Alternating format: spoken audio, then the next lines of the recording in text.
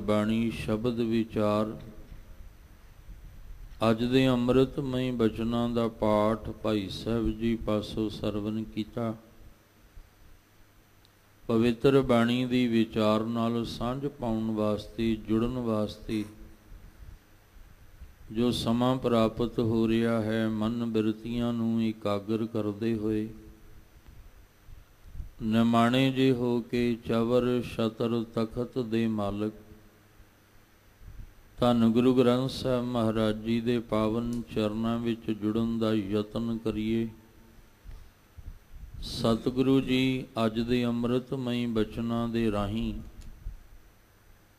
ਸਾਨੂੰ ਮਨੁੱਖੀ ਦੁਨਿਆਵੀ ਜੀਵਾਂ ਨੂੰ ਜੋ ਸਮਝਾਉਣਾ ਚਾਹੁੰਦੇ ਹਨ, ਇੱਕ ਮਨ ਇੱਕ ਚਿੱਤ ਹੋ ਕੇ ਸਮਝਣ ਦਾ ਯਤਨ ਕਰੀਏ ਜੀ। ਵਾਹਿਗੁਰੂ ਸਾਹਿਬ ਜੀ। ਸ਼ਲੋਕ ਮਹੱਲਾ ਪਹਿਲਾ। ਦਾਤੀ ਸਾਹਿਬ ਸੰਧੀਆ, ਕਿਆ ਚੱਲੈ ਤਿਸ ਨਾਲ। ਇਕ ਜਗੰਦੇ ਨਾਲ ਹਨ, ਇਕ ਨਾ ਸੁਤਿਆਂ ਦੇ ਉਠਾਲ।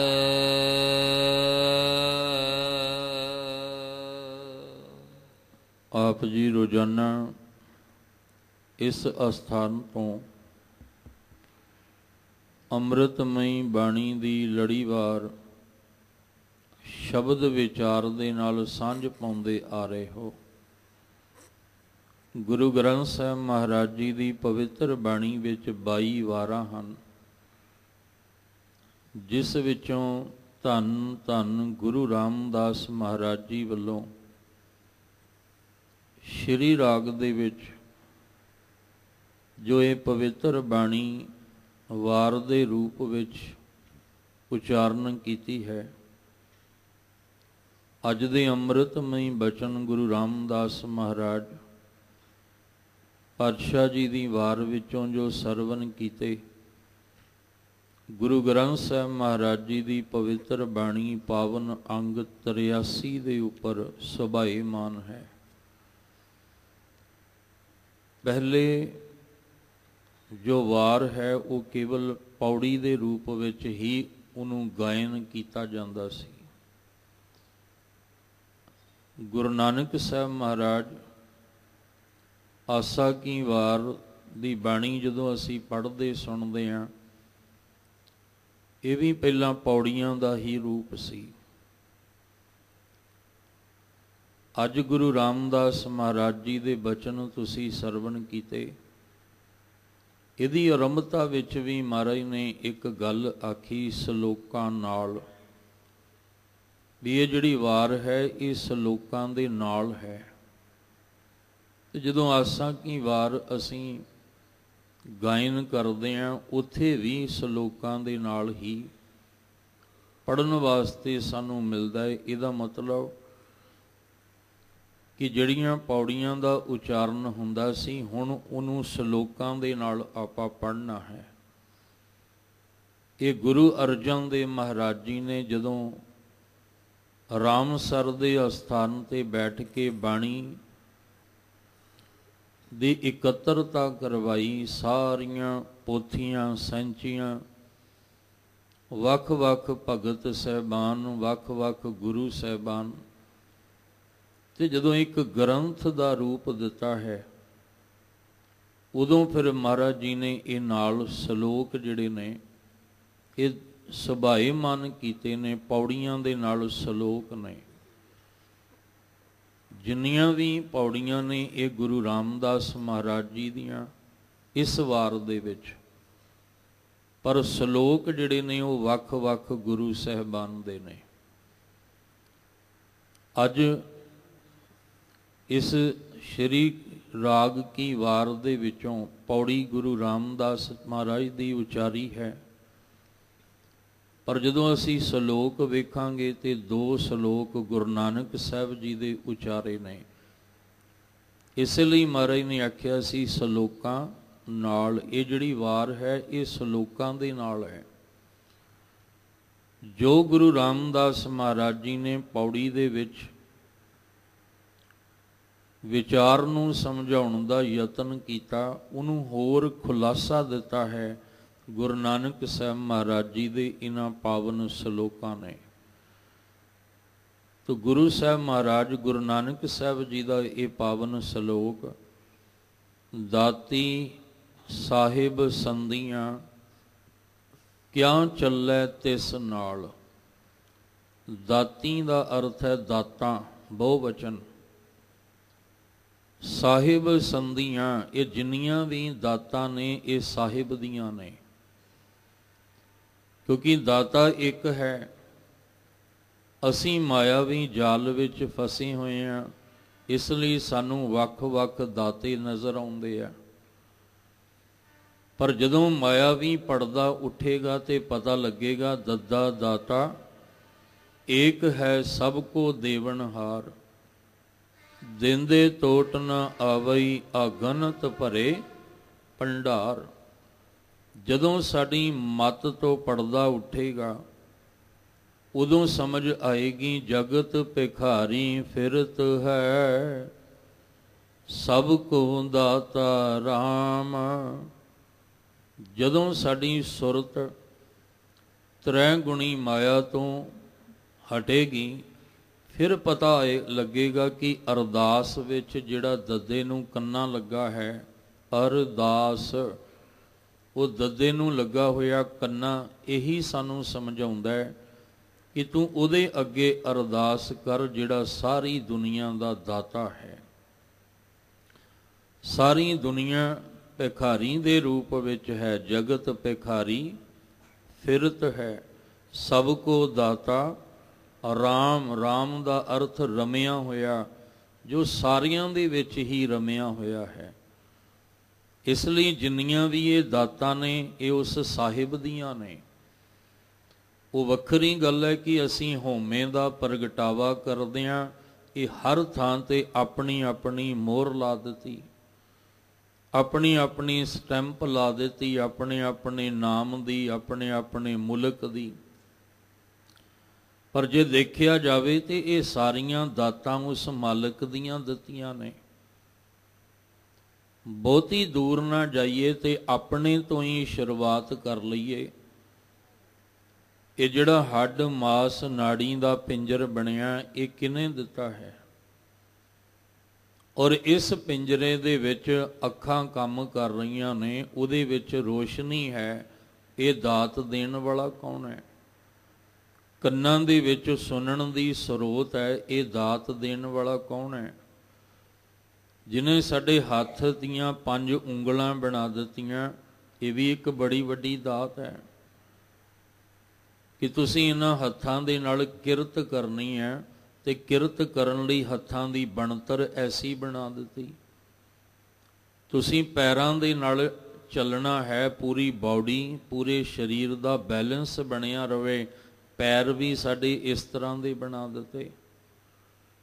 ਕੈਸੇ ਕਮਾਲ ਦਾ ਕਾਰੀਗਰ ਹੈ ਪਰਮੇਸ਼ਵਰ, ਜਿਨੇ ਸਾਨੂੰ ਇਹ ਦਾਤ ਦਿੱਤੀ ਹੈ ਤੇ ਇਸ ਦਾਤ ਵਿੱਚ ਅੱਗੋਂ ਕਿੰਨੀਆਂ ਦਾਤਾਂ ਕਮਾਲ ਦੀਆਂ ਦਿੱਤੀਆਂ ਕਿ ਅਸੀਂ ਆਪਣੇ ਪੈਰਾਂ ਉੱਤੇ ਖਲੋ ਕੇ ਆਪਣੇ ਸਰੀਰ ਦਾ ਬੈਲੈਂਸ ਬਣਾ ਸਕਦੇ ਹਾਂ। ਜਿਨ ਕੰਨ ਕੀਤੇ ਅੱਖੀਂ ਨਾਕ, ਜਿਨ ਜੇਬਾਂ ਦਿੱਤੀ ਬੋਲੇ ਤਾਤ ਦਿੱਤੀ ਮੈਨੇ, ਇਹ ਵੀ ਦਾਤਾਂ ਤੇ ਉਹਦੀਆਂ ਹੀ ਨੇ। ਅਸੀਂ ਬੋਲ ਰਹੇ ਹਾਂ, ਇਹ ਆਵਾਜ਼ ਜੋ ਆ ਰਹੀ ਹੈ ਇਹ ਵੀ ਤਾਂ ਉਸ ਦਾਤੇ ਦੀ ਇੱਕ ਦਾਤ ਹੈ। ਅਨੰਤ ਦਾਤਾਂ ਫਿਰ ਸੰਸਾਰ ਦੇ ਵਿੱਚ। ਸ਼ੁਰੂਆਤ ਆਪਣੇ ਤੋਂ ਕਰੀਏ ਕਿ ਉਸ ਦਾਤੇ ਨੇ ਕਿੰਨੀਆਂ ਦਾਤਾਂ ਦਿੱਤੀਆਂ ਨੇ, ਤੇ ਜਦੋਂ ਸੰਸਾਰ ਵੱਲ ਵੇਖੋਗੇ ਤੇ ਹਰ ਦਾਤ ਉਹਦੀ ਨਜ਼ਰ ਆਏਗੀ। ਫਿਰ ਕਬੀਰ ਸਾਹਿਬ ਜੀ ਕਹਿੰਦੇ ਮਾਲਕ ਤੇਰੇ ਅੱਗੇ ਰੱਖਾਂ ਕੀ? ਜੇ ਮੇਰਾ ਕੁਛ ਹੋਵੇ ਤੇ ਮੈਂ ਤੇਰੇ ਅੱਗੇ ਉਹ ਰੱਖਾਂ ਵੀ, ਆ ਮੇਰੇ ਵੱਲੋਂ ਦਿੱਤੀ ਹੈ ਦਾਤ, ਇਹ ਸਾਰੀਆਂ ਦਾਤਾਂ ਤਾਂ ਤੇਰੀਆਂ ਹੀ ਨੇ। ਕਬੀਰ ਮੇਰਾ ਮੁਝ ਮੈਂ ਕਿਛ ਨਹੀਂ, ਜੋ ਕਿਛ ਹੈ ਸੋ ਤੇਰਾ। तेरा तुझको सौंपते क्या लागै मेरा। जे तेरा दिता होया तैनूं सौंप दईए तो साडे पल्ले की रह जाना, साडे पल्ले कख नहीं रह जाना, क्योंकि सारियां दातां ते ओदियां ही ने। इसलिए सतगुरु महाराज जी ने आख्या जिदियां ये सारियां दातां ने उहदे अगे जोर किवें चल सकदा है। जोर उहदे अगे चलदा है जिथे बंदा कहंदा है कि ये मेरा है, तेरा की है, उत्थे बंदा जोर चलाउंदा है। पर सारा कुछ ते दाते दा दिता है, उहदे अगे असीं किहड़ा जोर चलावांगे। उहदे अगे जोर नहीं चल सकदा साडा। ते जे जोर चलावांगे ते जे वो अपनियां दातां लै लेगा फिर भी साडे पल्ले नहीं कुछ रहना। इसलिए दुनिया विच एक दूजे उत्ते जोर असीं चला ते रहे हां, पर उस दाते अगे जोर नहीं चलदा साडा। उत्थे तां हथ ही जुड़ने हैं। असां जोर नाही जे किछ कर हम साकै, ज्यों भावै तिवें बख्श। गुरु नानक साहब कहंदे दाती साहिब संदियां, संदियां दा अर्थ दियां, ये सारियां दातां उहदे साहिब दियां ने। क्या चलै तिस नाल, उहदे नाल की जोर चलेगा। ਉਹਦੇ ਨਾਲ ਅਸੀਂ ਕੀ ਧੱਕਾ ਕਰ ਸਕਦੇ ਹਾਂ, ਜ਼ੋਰ ਜ਼ਬਰਦਸਤੀ ਕਰ ਸਕਦੇ ਹਾਂ। ਇਹ ਤਾਂ ਉਹਦੀ ਮੌਜ ਹੈ, ਉਹਨੇ ਕਿਹੜੀ ਦਾਤ ਕਿਹਨੂੰ ਦੇਣੀ ਹੈ, ਕਿਹੜੀ ਦਾਤ ਕਿਹਨੂੰ ਦੇ ਕੇ ਨਿਵਾਜਣਾ, ਇਹ ਤਾਂ ਉਹਦੀ ਮੌਜ ਹੈ। ਅਸੀਂ ਉਹਦੇ ਨਾਲ ਧੱਕਾ ਨਹੀਂ ਕਰ ਸਕਦੇ, ਜ਼ੋਰ ਜ਼ਬਰਦਸਤੀ, ਕਿਉਂਕਿ ਜ਼ੋਰ ਹੈ ਹੀ ਨਹੀਂ ਸਾਡੇ ਵਿੱਚ। ਅਸੀਂ ਤਾਂ ਉੱਥੇ ਹੱਥ ਜੋੜ ਸਕਦੇ ਹਾਂ। ਸਾਨੂੰ ਉਹਦੀਆਂ ਦਿੱਤੀਆਂ ਦਾਤਾਂ ਵਿੱਚ ਸਬਰ ਹੋਣਾ ਚਾਹੀਦਾ ਹੈ, ਸੰਤੋਖ ਹੋਣਾ ਚਾਹੀਦਾ ਹੈ, ਸੰਤੁਸ਼ਟੀ ਹੋਣੀ ਚਾਹੀਦੀ ਹੈ। ਪਰ ਬੰਦਾ ਉਸ ਦਾਤੇ ਨੂੰ ਹੀ ਭੁੱਲ ਗਿਆ ਤੇ ਸਬਰ ਕਿੱਥੇ ਰਹਿਣਾ। ਦਾਤਾ ਹੀ ਭੁੱਲ ਗਿਆ ਤੇ ਮਨ ਸੰਤੁਸ਼ਟ ਕਿੱਥੇ ਹੋਣਾ ਸੀ। ਜਦੋਂ ਹੀ ਅੱਖਾਂ ਖੁੱਲੀਆਂ ਤੇ ਐਸੀ ਲਿਵਰ ਉਹਦੇ ਨਾਲੋਂ ਟੁੱਟੀ ਆ ਕਿ ਤ੍ਰਿਸ਼ਨਾ ਨੇ ਐਸਾ ਜ਼ੋਰ ਪਾ ਦਿੱਤਾ, ਮੁੜ ਕੇ ਇਹ ਤ੍ਰਿਸ਼ਨਾ ਘਟੀ ਨਹੀਂ, ਵੱਧਦੀ ਗਈ ਵੱਧਦੀ ਗਈ ਵੱਧਦੀ ਗਈ। ਤੇ ਸਬਰ ਤੇ ਸੰਤੋਖ ਅੰਦਰ ਕਿੱਥੇ ਆਉਣਾ ਸੀ। ਗੁਰੂ ਅਰਜਨ ਦੇਵ ਪਾਤਸ਼ਾਹ ਜੀ ਦੀ ਬਾਣੀ ਆਪਾਂ ਪੜ੍ਹਦੇ ਹਾਂ, ਸੁਖਮਨੀ ਸਾਹਿਬ ਜੀ ਦੀ। 10 ਵਸਤੂ ਲੈ ਪਾਛੇ ਪਾਵੈ, ਏਕ ਵਸਤ ਕਾਰਨ ਬਿਖੋਟ ਗਵਾਵੈ। ਜਿਹੜੀਆਂ ਉਹਨੇ 10 ਦਾਤਾਂ ਦਿੱਤੀਆਂ ਨੇ, ਉਹਦੇ ਤੇ ਸਬਰ ਨਹੀਂ, ਉਹਦਾ ਸ਼ੁਕਰਾਨਾ ਨਹੀਂ ਕਿ ਦਾਤਾ ਜੀ ਆਹ ਦਾਤਾਂ ਵੀ ਤੇ ਤੁਹਾਡੀਆਂ ਹੀ ਦਿੱਤੀਆਂ ਹੋਈਆਂ ਨੇ। ਮਾਂ ਬਾਪ ਮਿਹਨਤ ਕਰ ਕਰਕੇ ਆਪਣੇ ਧੀਆਂ ਪੁੱਤਰਾਂ ਨੂੰ ਸਭ ਕੁਝ ਆਪ, ਭਾਵੇਂ ਪੈਰ ਜੁੱਤੀ ਨਾ ਪਾਉਣ ਪਰ ਬੱਚਿਆਂ ਨੂੰ ਵਧੀਆ ਪਵਾਉਂਦੇ ਆ। ਆਪ ਭਾਵੇਂ ਕੱਪੜਾ ਵਧੀਆ ਨਾ ਪਾਉਣ, ਬੱਚਿਆਂ ਨੂੰ ਵਧੀਆ ਪਵਾਉਂਦੇ ਆ। ਆਪ ਭਾਵੇਂ ਵਧੀਆ ਨਾ ਖਾਣ, ਬੱਚਿਆਂ ਨੂੰ ਵਧੀਆ ਭੋਜਨ ਖਵਾਉਂਦੇ ਆ। ਪਰ ਫਿਰ ਵੀ ਬੱਚੇ ਕਹਿਣ ਤੁਸੀਂ ਸਾਡੇ ਲਈ ਕੀਤਾ ਕੀ ਹੈ, ਤੁਸੀਂ ਸਾਨੂੰ ਦਿੱਤਾ ਕੀ ਹੈ। ਪਰ ਉਹਨੂੰ ਪੁੱਛਿਆ ਜਾਏ ਵੀ ਹੁਣ ਤੱਕ ਦੇ ਕੌਣ ਰਿਹਾ ਸੀ। ਜਦੋਂ ਦਾ ਜਨਮ ਹੋਇਆ ਹੈ ਹੁਣ ਤੂੰ ਆਪਣੇ ਪੈਰਾਂ ਤੇ ਖਲੋ ਕੇ 4 ਦੰਬੜੇ ਕਮਾਉਣ ਲੱਗ ਪਿਆ, ਪਰ ਹੁਣ ਤੱਕ ਦੇ ਕੌਣ ਰਿਹਾ ਸੀ, ਹੁਣ ਤੱਕ ਪਾਲ ਕੌਣ ਰਿਹਾ ਸੀ।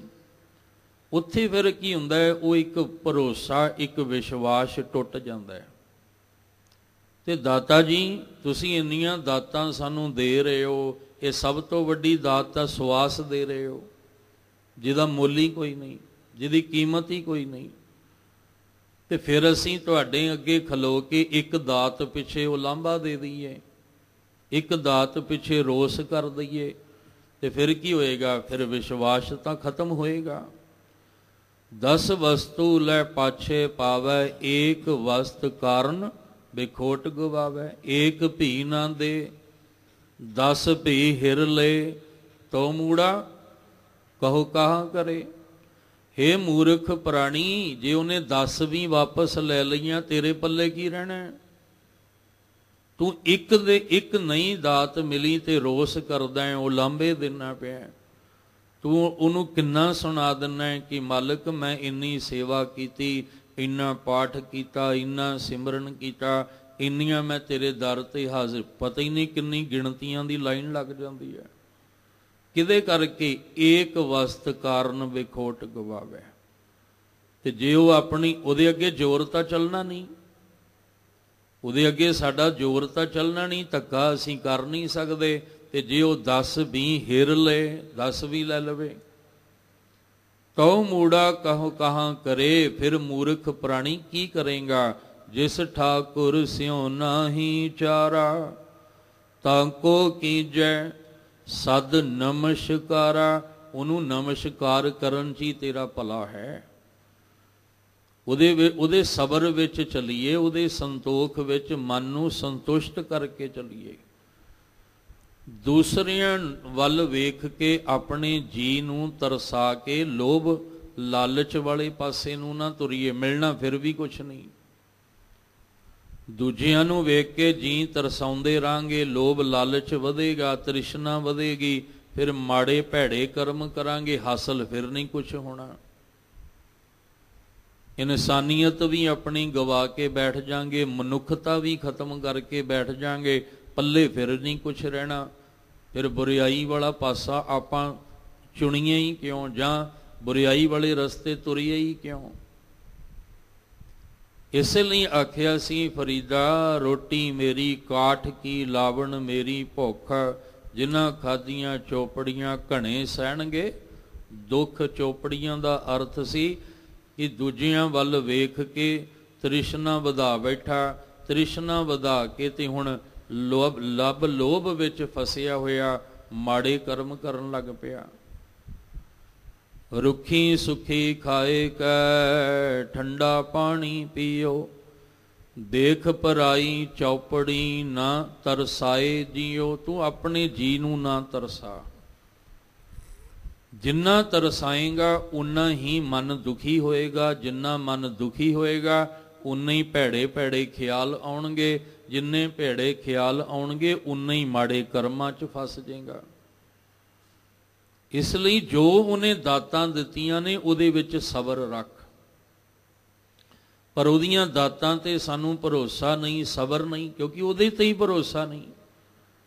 ਅੱਜ ਵੀ ਬਹੁਤ ਐਸੇ ਨੇ ਜਿਨ੍ਹਾਂ ਨੂੰ ਮੰਗਦੇ ਪੁੱਤ ਹੈ ਤੇ ਮਿਲਦੀ ਧੀ ਹੈ, ਪਰ ਉਹ ਕਹਿੰਦੇ ਨਹੀਂ ਸਾਨੂੰ ਧੀ ਨਹੀਂ ਚਾਹੀਦੀ, ਅਸੀਂ ਤੇ ਇਹਦਾ ਗਲ ਘੋੜ ਦੇਣਾ ਹੈ। ਅਸੀਂ ਤੇ ਪੁੱਤ ਮੰਗਿਆ ਸੀ, ਸਾਨੂੰ ਧੀ ਮਿਲ ਗਈ, ਅਸੀਂ ਇਹਨੂੰ ਹੁਣ ਰੱਖਣਾ ਹੀ ਨਹੀਂ ਤੇ ਇਹਨੂੰ ਕਿਤੇ ਕੂੜੇ ਵਿੱਚ ਸੁੱਟ ਆਉਣਾ। ਹੁੰਦੇ ਆ ਨਾ ਐਸੇ ਹਾਲਾਤ ਬਣਦੇ ਆ, ਜਾਂ ਉਹਨੂੰ ਕੁੱਖ ਵਿੱਚ ਹੀ ਖਤਮ ਕਰ ਦੇਣਾ। ਇਸ ਲਈ ਕਈਆਂ ਨੇ ਮੁੱਖ ਹੀ ਮੋੜ ਲਿਆ ਵੀ ਦਾਤਿਆ ਤੇਰੇ ਕੋਲੋਂ ਦਾਤ ਇਹ ਮੰਗਦੇ ਆ, ਤੂੰ ਦੇਣਾ ਇਹ ਹੈ, ਅਸੀਂ ਤੇਰੇ ਵੱਲ ਮੂੰਹ ਹੀ ਨਹੀਂ ਕਰਨਾ। ਪਰ ਧਿਆਨ ਰੱਖਿਓ, ਇਹ ਤਾਂ ਦਾਤੇ ਨੂੰ ਪਤਾ ਨਾ ਸਾਨੂੰ ਕਿਹੜੀ ਦਾਤ ਸਾਡੇ ਲਈ ਚੰਗੀ ਹੈ। ਇਹ ਤਾਂ ਉਹਨੂੰ, ਉਹ ਦਾਤਾ ਵੀ ਹੈ, ਪਰ ਉਹਦੇ ਨਾਲ ਨਾਲ ਹਰਜੀ ਮਾਤਾ ਹਰਜੀ ਪਿਤਾ ਵੀ ਹੈ। ਉਹ ਸਾਡਾ ਪ੍ਰਤਪਾਲਕ ਵੀ ਹੈ, ਉਹਨੂੰ ਪਤਾ ਹੈ ਸਾਡੀ ਪਾਲਣਾ ਕਿੱਦਾਂ ਕਰਨੀ ਹੈ। ਹੁਣ ਬੱਚਾ ਕਵੇ ਵੀ ਮਾਂ ਮੈਂ ਹਾਥੀ ਘਰ ਲੈ ਕੇ ਜਾਣਾ ਤੇ ਮਾਂ ਲੈ ਕੇ ਦੇ ਦੇਗੀ।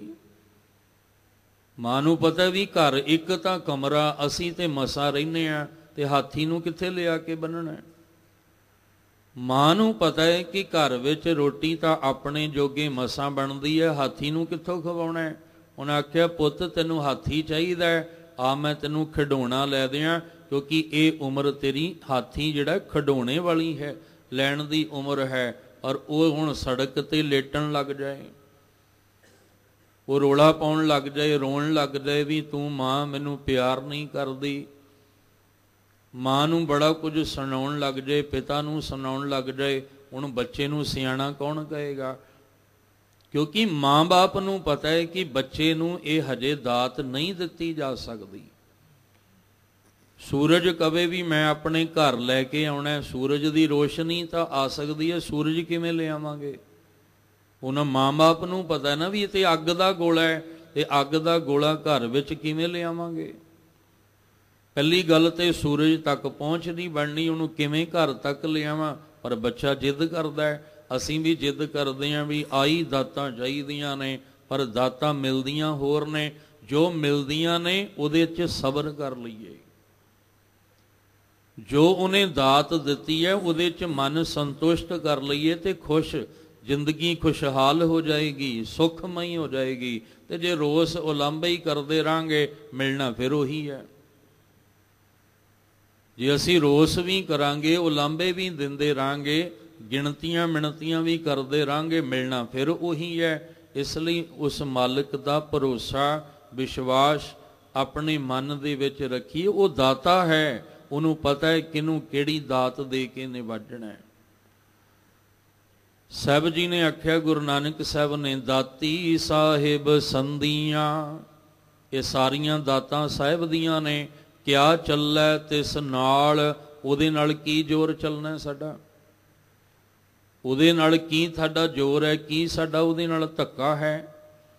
ਕਿਤੇ ਉਹਦੀ ਮੌਜ ਹੈ। ਇੱਕ ਜਾਗੰਦੇ ਨਾ ਲਹਨ, ਇੱਕ ਜਿਹੜੇ ਜਾਗਦੇ ਆ ਉਹ ਦਾਤਾ ਨਹੀਂ ਲੈ ਸਕਦੇ। ਇੱਕ ਨਾ ਸੁੱਤਿਆਂ ਦੇ ਉਠਾਲ, ਉਹਦੀ ਮੌਜ ਹੈ। ਉਹ ਸੁੱਤਿਆਂ ਨੂੰ ਉਠਾਲ ਕੇ ਕਹਿੰਦੇ ਲੈ ਝੋਲੀ ਅੱਗੇ ਕਰ, ਤੇਰੀ ਝੋਲੀ ਵਿੱਚ ਆ ਦਾਤ ਪਾਉਣੀ ਹੈ।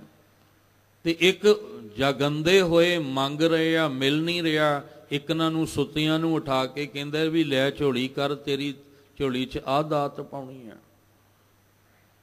ਬਹੁਤ ਐਸੇ ਸੰਸਾਰ ਵਿੱਚ ਜੀਵ ਨੇ ਕਿ ਜਿਹੜੇ ਪੁੱਤਰ ਮੰਗਦੇ ਆ, ਧੀਆਂ ਮਿਲਦੀਆਂ ਨੇ, ਧੀਆਂ ਮੰਗਦੇ ਆ ਤਾਂ ਪੁੱਤਰ ਮਿਲ ਜਾਂਦਾ ਹੈ।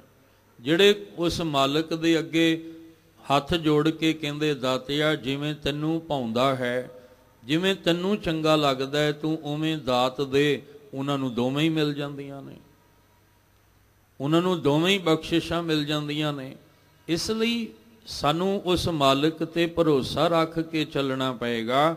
ਸਾਹਿਬ ਕਹਿੰਦੇ ਜੇ ਉਹਨੇ ਦਾਤ ਦੇਣੀ ਆ ਤਾਂ ਸੁੱਤੀਆਂ ਵੀ ਉਠਾ ਕੇ ਦੇ ਦੇਣੀਆਂ, ਜੇ ਉਹਨੇ ਬਖਸ਼ਿਸ਼ ਦੇਣੀ ਆ ਤਾਂ ਸੁੱਤੀਆਂ ਵੀ ਉਠਾ ਕੇ ਦੇ ਦੇਣੀਆਂ। ਇਹਦੇ ਕਈ ਅਰਥ ਵਿਦਵਾਨਾਂ ਨੇ ਕੀਤੇ ਆ। ਜਾਗੰਦੇ ਦਾ ਅਰਥ ਹੈ ਵੀ ਜਿਹੜੇ ਧਾਰਮਿਕ ਪਹਿਰਾਵਾ ਪਾ ਕੇ, ਹੁਣ ਲੋਕ ਕਹਿੰਦੇ ਆ ਵੀ ਤੁਸੀਂ ਤਾਂ ਗੁਰੂ ਘਰ ਨਾਲ ਜੁੜੇ ਹੋਏ ਹੋ, ਤੁਹਾਡਾ ਤਾਂ ਬੜਾ ਗੁਰੂ ਨਾਲ ਪਿਆਰ ਹੈ, ਪਰ ਕੀ ਪਤਾ ਇਹ ਬਾਹਰ ਦਾ ਦਿਖਾਵਾ ਹੀ ਹੋਵੇ, ਕੀ ਪਤਾ ਇਹ ਸਿਰਫ ਪਹਿਰਾਵਾ ਹੀ ਹੋਵੇ, ਅੰਦਰ ਗੁਰੂ ਸਾਹਿਬ ਨਾਲ ਸਾਡਾ ਪਿਆਰ ਹੋਵੇ ਹੀ ਕੋਈ ਨਾ। ਤੇ ਜਿਹੜੇ ਤੁਸੀਂ ਬੈਠੇ ਹੋ, ਦੂਰੋਂ ਦੂਰੋਂ ਚੱਲ ਕੇ ਆਏ ਹੋ, ਕੀ ਪਤਾ ਸਾਡੇ ਨਾਲੋਂ ਕਈ ਗੁਣਾ ਵੱਧ ਤੁਹਾਡੇ ਵਿੱਚ ਪਿਆਰ ਹੋਵੇ। ਜਿਵੇਂ ਭਾਈ ਗੁਰਦਾਸ ਜੀ ਦੇ ਬਚਨ ਪਿਛਲੇ ਸਮੇਂ ਸਾਂਝੇ ਕੀਤੇ ਸਨ ਕਿ ਇੱਕ ਫੁੱਲ ਹੈ, ਫੁੱਲ ਵਿੱਚ ਰਸ ਹੈ। ਹੁਣ ਦੋ ਐਸੇ ਜੀਵਨ ਨੇ ਜਿਹੜੇ ਜਿਨ੍ਹਾਂ ਵਿੱਚੋਂ ਇੱਕ ਲਾਹਾ ਲੈ ਸਕਦਾ, ਇੱਕ ਨਹੀਂ ਲੈ ਸਕਦਾ।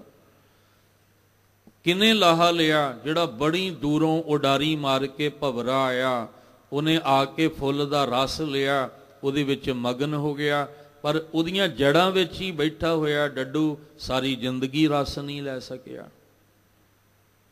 ਉਹ ਹਮੇਸ਼ਾ ਕੋਲ ਬੈਠਾ ਰਿਹਾ, ਹਮੇਸ਼ਾ ਕੋਲ, ਪਰ ਕੋਲ ਰਹਿ ਕੇ ਵੀ ਫੁੱਲ ਦੀ ਸੁਗੰਧੀ ਨਹੀਂ ਲੈ ਸਕਿਆ, ਉਹਦਾ ਰਸ ਨਹੀਂ ਲੈ ਸਕਿਆ। ਕਿਉਂ? ਕਿਉਂਕਿ ਉਹ ਜੜ੍ਹਾਂ ਦੇ ਵਿੱਚ ਨਾਲ ਬਣੇ ਹੋਏ ਜਾਲਿਆਂ 'ਚ ਹੀ ਉਲਝ ਕੇ ਰਹਿ ਗਿਆ। ਇਸ ਲਈ ਜਿਹੜੇ ਧਰਮ ਦੇ ਲੋਕ ਕਹਿੰਦੇ ਆ ਵੀ ਅਸੀਂ ਜਾਗੇ ਹੋਏ ਆ, ਮਹਾਰਾਜ ਕਹਿੰਦੇ ਨਹੀਂ, ਤੁਸੀਂ ਤਾਂ ਜਾਗਦੇ ਵੀ ਹਉਮੈ 'ਚ ਫਸੇ ਹੋਏ ਹੋ, ਤੁਸੀਂ ਜਾਗਦੇ ਵੀ ਹੰਕਾਰ ਦੇ ਵਿੱਚ ਫਸੇ ਹੋਏ ਹੋ, ਕਾਮ ਕ੍ਰੋਧ ਲੋਭ ਮੋਹ ਵਿੱਚ ਫਸੇ ਹੋਏ ਹੋ।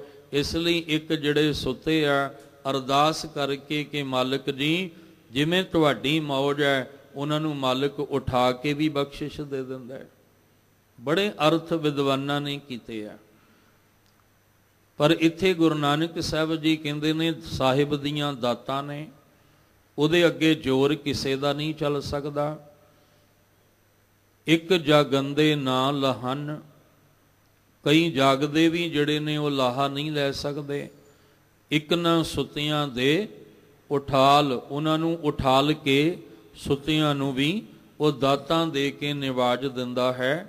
ਇਸ ਲਈ ਸਾਨੂੰ ਉਸ ਦਾਤੇ ਤੇ ਭਰੋਸਾ ਕਰਨਾ ਚਾਹੀਦਾ ਹੈ, ਉਸ ਦਾਤੇ ਦੀਆਂ ਦਿੱਤੀਆਂ ਹੋਈਆਂ ਦਾਤਾਂ ਦਾ ਸ਼ੁਕਰਾਨਾ ਕਰਨਾ ਚਾਹੀਦਾ ਹੈ।